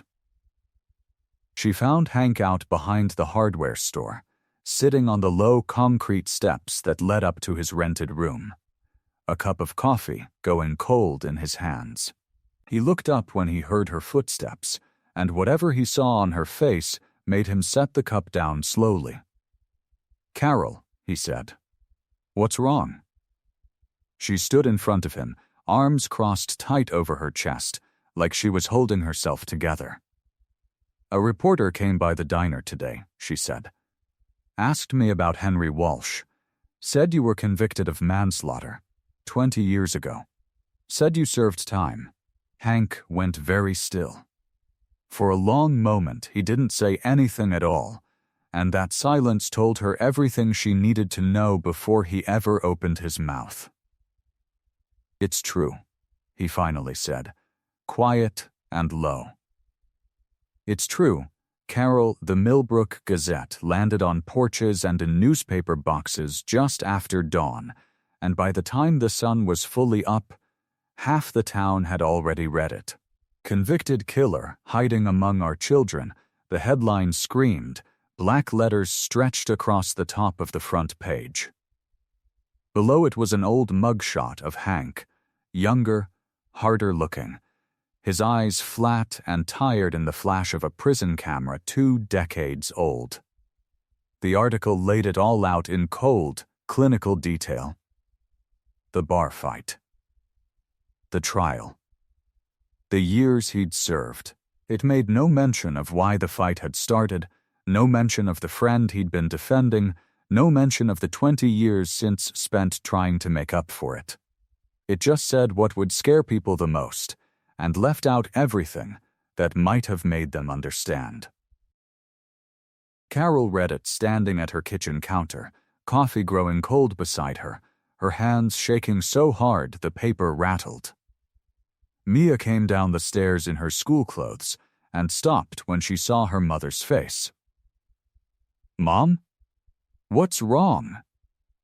Carol folded the paper before Mia could see the picture. "Nothing, baby. Go finish getting your brothers ready." But by the time she dropped the kids off in front of the elementary school, it was clear nothing about that day was going to be normal. Clusters of parents stood on the sidewalk with the newspaper folded under their arms, heads bent together, voices low and urgent. Mrs. Callahan, who ran the flower shop, was pulling her daughter back by the hand as Sam and Charlie walked past. Like proximity itself might be dangerous. Mr. Peterson stood near the flagpole, nodding along as another parent talked, looking grimly satisfied, like he'd known all along. "Mommy, why is everyone looking at us weird?" Charlie asked, tugging Carol's sleeve. "They're not looking at you," Carol said, though her voice wavered. "Go on." "Now, you'll be late." She watched them walk inside, watched the other kids edge away from them in the hallway, watched a teacher usher her own child past Sam like he needed protecting. Carol's chest ached with a fury she didn't know what to do with. These were her children. Good, kind children who had done nothing wrong except tell people the truth about a man who fixed diner roofs and taught them to change bike tires. Later that afternoon, she found herself in front of the hardware store, standing at the base of the stairs that led to Hank's room. She didn't remember deciding to come. Her feet had just carried her there, the way they always did lately when things got too heavy to hold alone. Hank opened the door before she even knocked, like he'd been watching from the window, waiting. Carol, his voice was rough, worn thin. He looked like he hadn't slept. I saw the paper. Everyone saw the paper. Her voice cracked on the word everyone. The whole town, Hank, parents were pulling their kids away from mine this morning. In the street. Like we're contagious. I know. He stepped down onto the sidewalk, careful, like he was afraid to get too close. I'm so sorry, Carol. I should have told you myself. Long before this. Yeah, she wiped at her eyes, angry at the tears that kept coming no matter how hard she blinked them back. You should have. They stood there a moment, the space between them feeling wider than it ever had. I care about you, Carol said, her voice breaking apart at the edges. I care about you so much, it scares me. But I have 3 kids, Hank. 3 kids who trust you, who love you, and now the whole town thinks you're some kind of monster, and I don't know what that means for them. For their friendships, for school, for everything. Carol, I need distance, she said, forcing the words out even though every part of her didn't want to say them. Just until I figure out what's best for my family. Please, I need time. Hank looked at her for a long moment, something breaking quietly behind his eyes. Then he nodded, slow and small, like a man accepting a verdict he'd expected all along. He didn't argue. He didn't reach for her. He just turned and walked back up the stairs and closed the door softly behind him. The room above the hardware store was small and plain, just a bed, a dresser, and a window that looked out over Main Street. Hank sat on the edge of the bed, with his old leather vest spread across his knees, running his thumb over the patches like he was reading Braille. Skulls. Wings. The words that had scared 3 kids on a rainy night, and had scared a whole town again today. He'd worn this vest through the worst years of his life, and the best ones, too. He'd worn it into the courtroom the day they sentenced him, 26 years old and full of rage he didn't know how to point anywhere useful. He'd worn it out of prison 8 years later, thinner, quieter, changed. He'd worn it to 100 hospital visits, 1,000 charity rides, more funerals than he liked to count. He'd worn it the night he woke up in a ditch, with 3 kids' faces hovering over him like small worried angels. And he'd worn it the day he walked into their mother's diner and saw those same faces light up with recognition instead of fear. He thought about Sam and Charlie, the way they fought over who got to hand him the wrench first.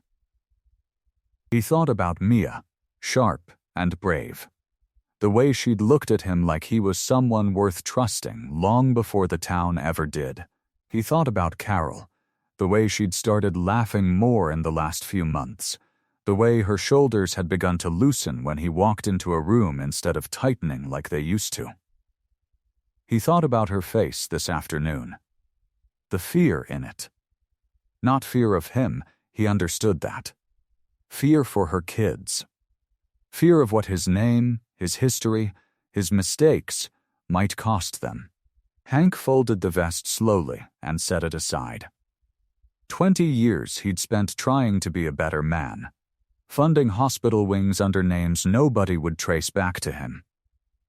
Teaching kids like Sam and Charlie how to fix a bike chain instead of how to throw a punch, showing up quiet and steady, day after day, hoping the sum of all those small good things might someday outweigh the one terrible night that had defined him in the eyes of the law. But he saw now that it didn't work that way. Not for people who only wanted a headline, not for people who needed someone to be afraid of. He thought about what would happen if he stayed. The stairs, the whispers outside the school gates, the zoning vote coming up, the one that could save or sink Carol's diner, and how his name attached to it might be the very thing that sank it. He pictured Mia getting teased at school. He pictured Sam and Charlie losing friends because of him. He pictured Carol, who had already given so much just to keep her family standing, forced to spend even more energy defending a man the whole town had decided to hate. He couldn't do that to them. Not after everything they'd given him without even knowing it. The kindest thing he could do, he decided, was leave. Quietly, before he cost them anything more. He didn't sleep. He sat with that decision most of the night, turning it over like a stone in his palm, and it didn't get any lighter no matter how long he held it. But it didn't get any less true either. Before the sky had even begun to gray at the edges, Hank rose and began to pack. It didn't take long. He'd never owned much, and what he owned fit easily into the saddlebags of his motorcycle. A few shirts, a photograph of his mother, worn soft at the corners, a wrench Charlie had given him as a joke, engraved badly with the words "best mechanic" by a kid who clearly wasn't old enough to use an engraving tool unsupervised. He left the vest for last, then put it on anyway. It was who he was. Running from that wouldn't change anything. On his way out of town, he stopped at the diner. The windows were dark. The open sign flipped to closed. He let himself in through the back, the way he had 100 times before to fix something quietly before Carol woke. He found a pen and a scrap of paper by the register. He wrote slowly, choosing each word like it mattered, because it did. Then he set the note on the counter, walked back out into the cold morning air, swung his leg over his bike, and rode out of Millbrook as the sun began to rise behind him. Mia woke up hungry, the way she always did on diner mornings, and padded downstairs before her mother had even started the coffee.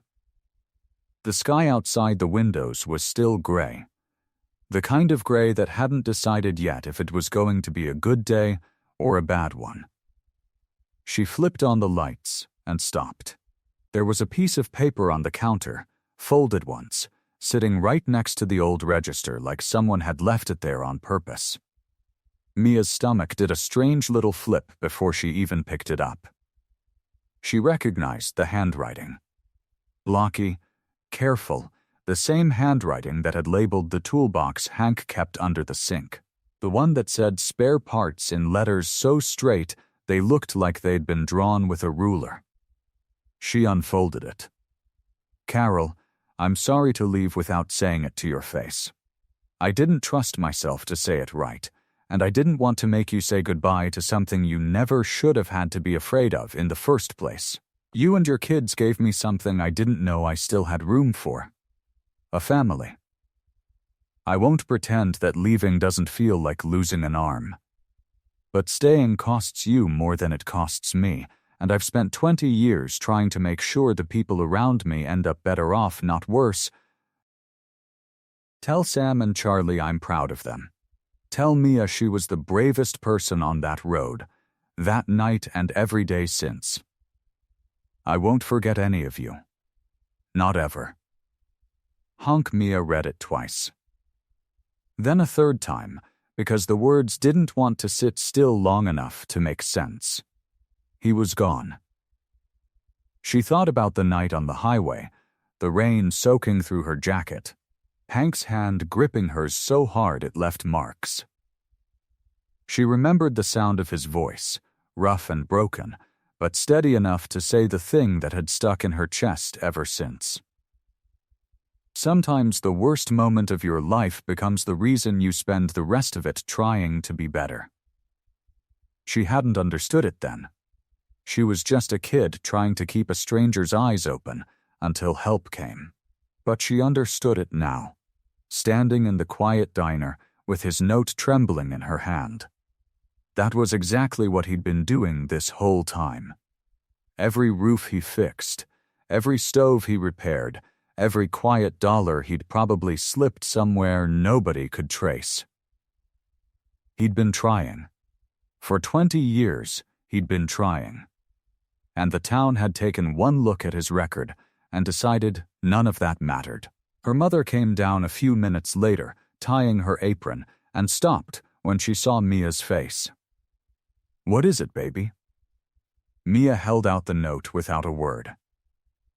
She watched her mother's eyes move across it, watched the color drain a little from her cheeks, watched her hand come up to press against her mouth. "He's gone," Carol whispered. "He left because of us," Mia said. Her voice came out steadier than she expected. "Because he thought staying would hurt us." Sam and Charlie thundered down the stairs just then, still in their pajamas, arguing about something that didn't matter anymore. They stopped cold at the look on their mother's face. "What happened?" Charlie asked. "Mr. Hank's gone," Mia said. "He left before the sun came up." Sam's face crumpled. "Gone where?" "I don't know."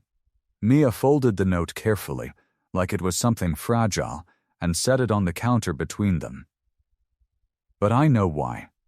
Everybody in this town got scared of one bad thing that happened 20 years ago, and they forgot to ask about all the good things he's done ever since." Carol sank into a chair, still holding her apron strings, looking older than Mia had ever seen her look. "There's a council meeting tonight," Mia said.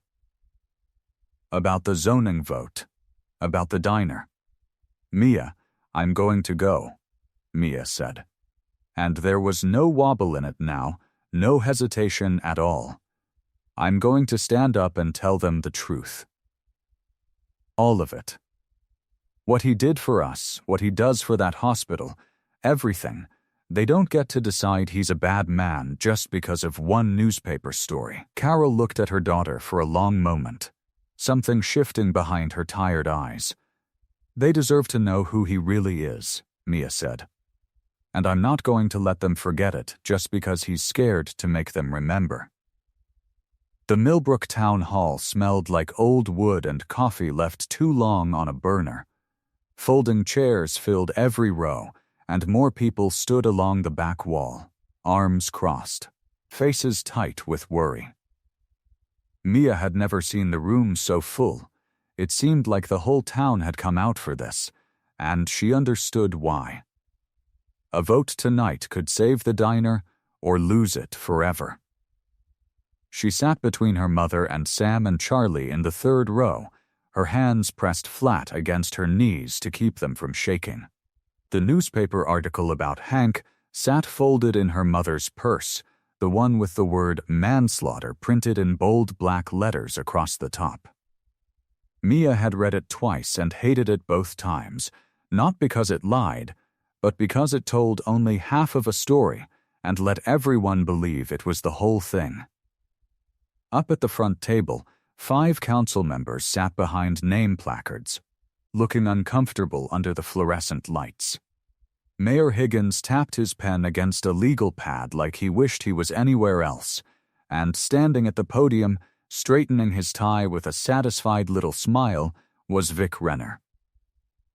"I understand there are emotions involved here," Renner said, spreading his hands like he was doing everyone a favor. "Nobody wants to see a hard-working woman lose her business. I sympathize truly, but this vote isn't about Carol Turner's diner. It's about what this town stands for." A murmur rippled through the crowd. Mia felt her stomach twist. "We've all read the article," Renner continued. "This man, this Hank Walsh, spent years in prison for manslaughter. And now we find out he's been operating in our town under a false identity, cozying up to a widow and her children, all while leading a motorcycle gang with who knows what kind of business dealings across the state. That's not true, Mia whispered, but her voice didn't carry past her own row. Is this really the kind of element we want putting down roots in Millbrook? Renner asked, turning slowly to sweep his gaze across the audience. Zoning protections exist to preserve the character of a community. I'd ask the council to consider very carefully what character we're preserving here. Mr. Peterson, sitting near the front, nodded along, muttering agreement to the man beside him. Mia saw heads bobbing throughout the crowd, saw the fear spreading the way it had spread that first week after the crash, back when nobody knew Honk's name and only knew his patches.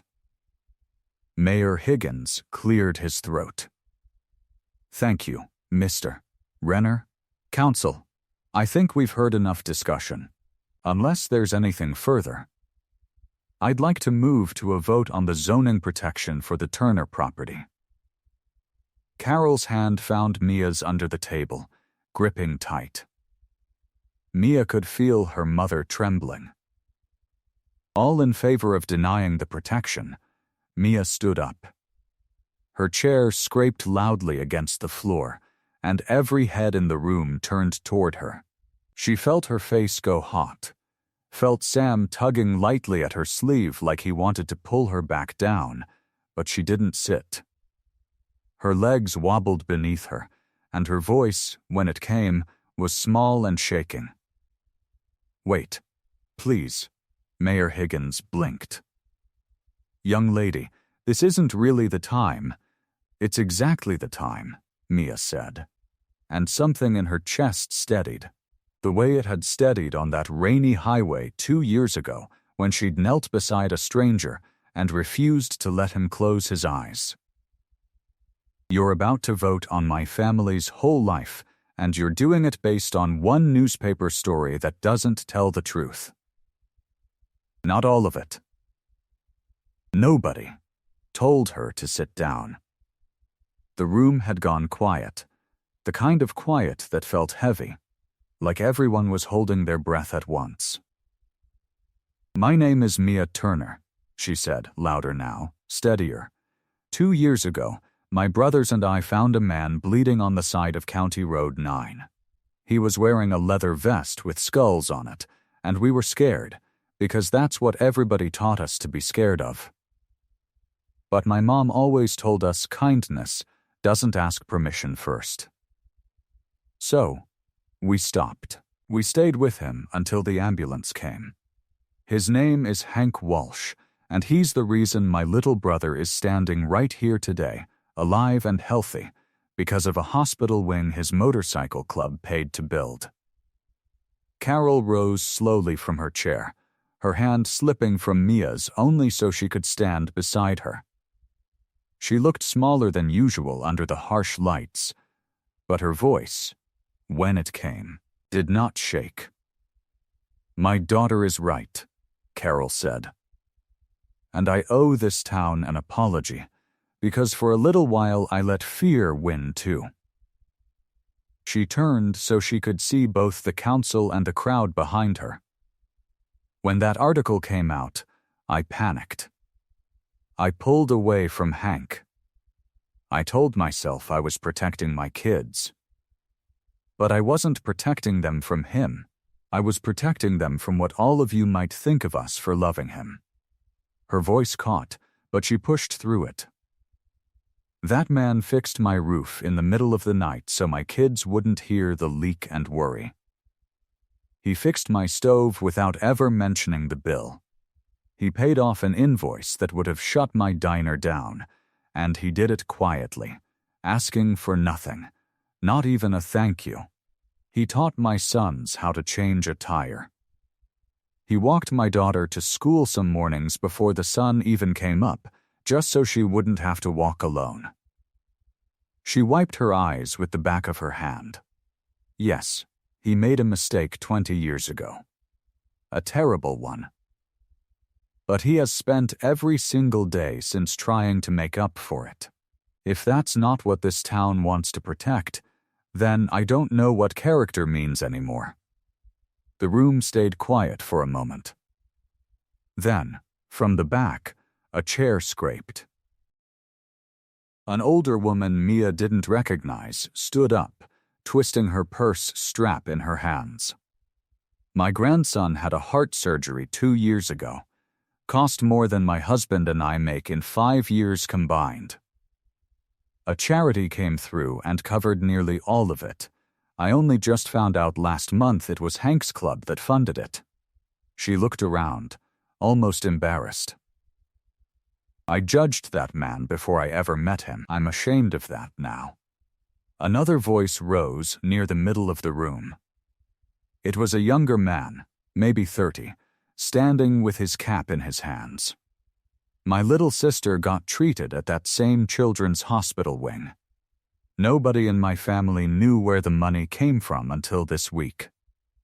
We just knew somebody cared enough to help when we had nothing left. One by one, more people stood. A man in the third row said Hank had quietly paid for his daughter's asthma medication for 2 winters straight. A woman near the front said her family's heating bill had been mysteriously paid off last January, and she'd only just put the pieces together. Each voice added to the last, building into something the room could no longer ignore. A picture of a man who had spent years giving without ever asking for credit. Mr. Peterson, who had been nodding along with Renner earlier, now sat with his arms uncrossed, staring down at his hands like he wasn't sure where to look. Vic Renner's smile had disappeared entirely. He gripped the edge of the podium, his knuckles whitening. This is completely irrelevant to the zoning question at hand, Mr. Renner, Mayor Higgins said. Cutting him off, his voice suddenly sharp and clear. I think it's more relevant than anything you've said tonight. The council members leaned toward each other, whispering. Mayor Higgins straightened his papers, his jaw tight. I've heard enough, he said. I think we all have. This council will not deny zoning protection to a family that has done nothing wrong, based on a smear campaign clearly designed to serve a private business interest. He looked directly at Renner. And frankly, sir, I think this town owes you nothing but a request that you leave and not come back with schemes like this again. The room erupted. Someone began clapping, and it spread like fire through dry grass, until nearly every person in the hall was on their feet, applauding, some wiping their eyes, some laughing with relief. All in favor of granting the zoning protection to the Turner property, Mayor Higgins called over the noise, "Say aye." The ayes came back like thunder, nearly the whole room shouting it at once. Vic Renner's face had gone red. He snatched his briefcase from the floor, shoved past 2 council members without a word, and stormed toward the exit, his shoes slapping hard against the old wood floor. The door banged shut behind him, and the sound of it seemed to release something in the crowd. A final wave of applause and cheering that shook the walls of the old town hall. The sun had barely climbed over the tree line when Carol pulled off the highway, her old car rattling over the gravel of the gas station lot. Fog still clung to the ditches on either side of the road, and the morning air smelled like wet grass and diesel. There, Mia said, pointing. The motorcycle sat by the second pump, chrome catching the weak morning light. Hank stood beside it, one hand resting on the seat, the other tightening a strap on a duffel bag bungeed to the back. He hadn't seen them yet. He moved slow, tired, like a man who hadn't slept. Carol's hands were shaking on the wheel. She hadn't been sure, right up until this moment, that Charlie's uncle's tip about the highway would even be right. But there he was. "Mom," Sam said from the back seat, already unbuckling. "That's him. That's Mr. Hank. Wait until I stop the car," Carol said, but the words barely left her mouth before both boys had the door open. She hit the brake harder than she meant to. The car hadn't even fully stopped rolling when Sam and Charlie tumbled out, sneakers hitting pavement, and took off running across the lot. "Mr. Hank," Charlie shouted, his voice cracking with the effort of yelling and running at the same time. Hank turned, and for a second his face did something Carol had never seen before. Surprise, then something that looked almost like fear, like he thought maybe he was imagining it. But then the boys hit him full force, one on each side, arms wrapping around his middle, and he had to plant his feet to keep from stumbling backward into the pump. "Whoa." "Hey," Hank said, his voice thick. He dropped a hand onto each of their heads, like he wasn't sure what else to do with them. "What are you two doing all the way out here?" "You were leaving," Sam said into his jacket, muffled. "You were just gonna leave without saying bye." Hank didn't answer that right away. His jaw worked like he was chewing on something he didn't want to say out loud. Mia reached them next, slower, her breath coming out in little clouds in the cold morning air. She didn't run into him the way her brothers had. She just stopped in front of him and looked up, the way she had that night on the highway, checking to see if he was really okay. "You didn't say goodbye," she said quietly. "After everything." "Mia," Hank's voice cracked on her name.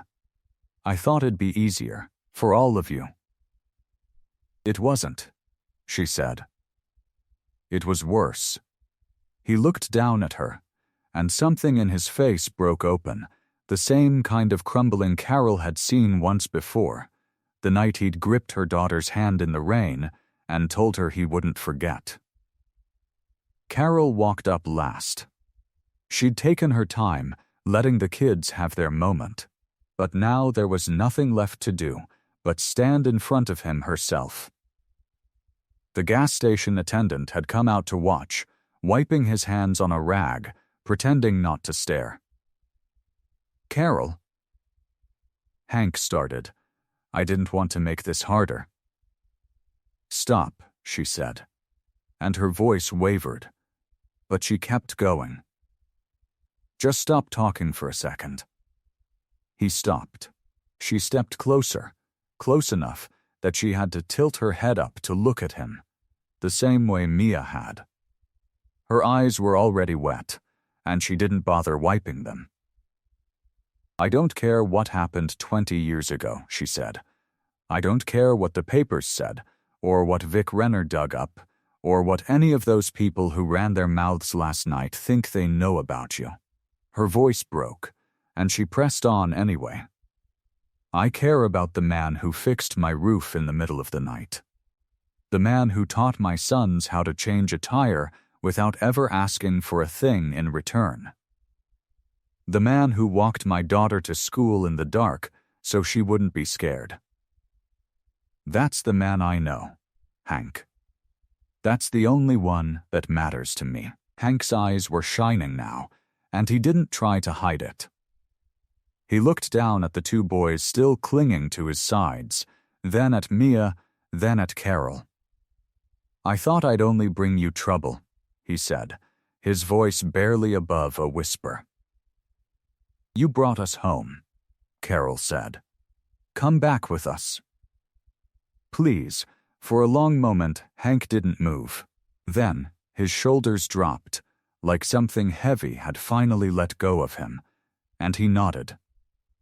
The sun hung bright over Millbrook on the day the diner reopened, and the whole town had come out to see it. The new sign hung above the door, letters painted bright red and gold. "Turner Family Diner," it read, and underneath, in smaller letters, someone had insisted on adding, "Since forever, always family." Carol had cried when she saw it finished. She wasn't ashamed to admit it. Tables filled the patio out front. The same patio that had once been cracked pavement and weeds, now smooth and clean, strung with paper lanterns swaying in the breeze.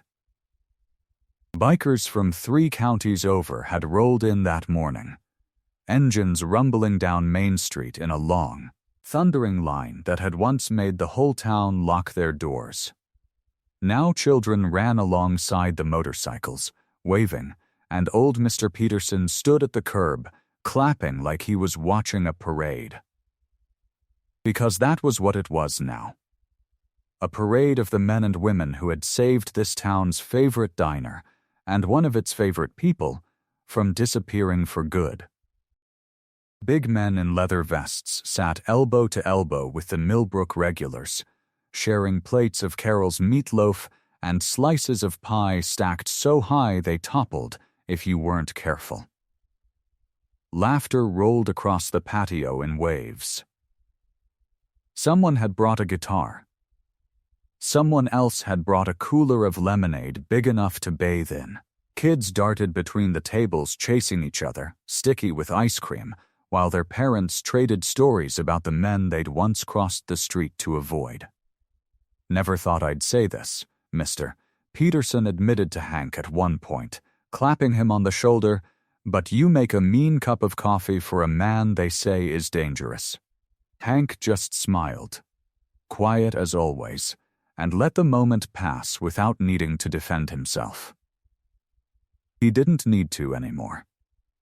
The whole town had already stood up for him once, in a meeting room that still smelled like old coffee and nerves, when a girl no bigger than a minute had told the truth in a shaking voice, and changed everything. By late afternoon, the crowd began to thin. Bikers packed up their saddlebags, hugging Carol goodbye, promising to come back for the 4th of July. The lanterns swayed lazily now in a softer breeze, and the sun dipped low enough to turn the sky the color of peaches. Hank found himself on the porch steps, worn boots planted on the bottom step, his leather vest creaking as he shifted to get comfortable. In his arms, wrapped in a yellow blanket, was Mia's baby cousin, little Ruthie, barely 5 months old, drooling happily onto his sleeve. "You're gonna get slobbered on," Carol called from the doorway, a dish towel over her shoulder, a smile tugging at her mouth. "Wouldn't be the first time," Hank said, bouncing the baby gently on his knee. Ruthie gurgled and grabbed a fistful of his beard, and he laughed, low and warm, the sound of a man who'd forgotten what laughter without guilt felt like. Beside him, Sam and Charlie knelt over an old bike frame Hank had been fixing up all summer, wrenches in hand, arguing good-naturedly about which bolt went where. "You're doing it wrong," Sam said. "You're doing it wrong," Charlie shot back. "Both of you are doing it wrong," Hank said without even looking, and the boys groaned, but they laughed too, and went back to work with their tongues stuck out in concentration. Carol leaned against the doorframe, arms crossed, watching the 3 of them, the baby, the boys, the man who had once been a stranger bleeding in a ditch and was now sitting on her porch like he'd always belonged there. Her eyes were soft, the kind of soft that came from finally not being afraid anymore. Across the street, townsfolk who were packing up their lawn chairs and folding tables paused to wave. Mrs. Alvarez from the flower shop, the Grady family, even old Mr. Peterson waving his cap high over his head. Hank lifted his free hand and waved back, Ruthie's small fist still wrapped tight around his beard, the last light of the day catching on the patches of his vest, the same patches that had once made this whole town cross the street in fear. Now, they were waving at him, like family. I hope you like this story. Please share what's your favorite part of the story, and where in the world you are watching from. Have a wonderful day.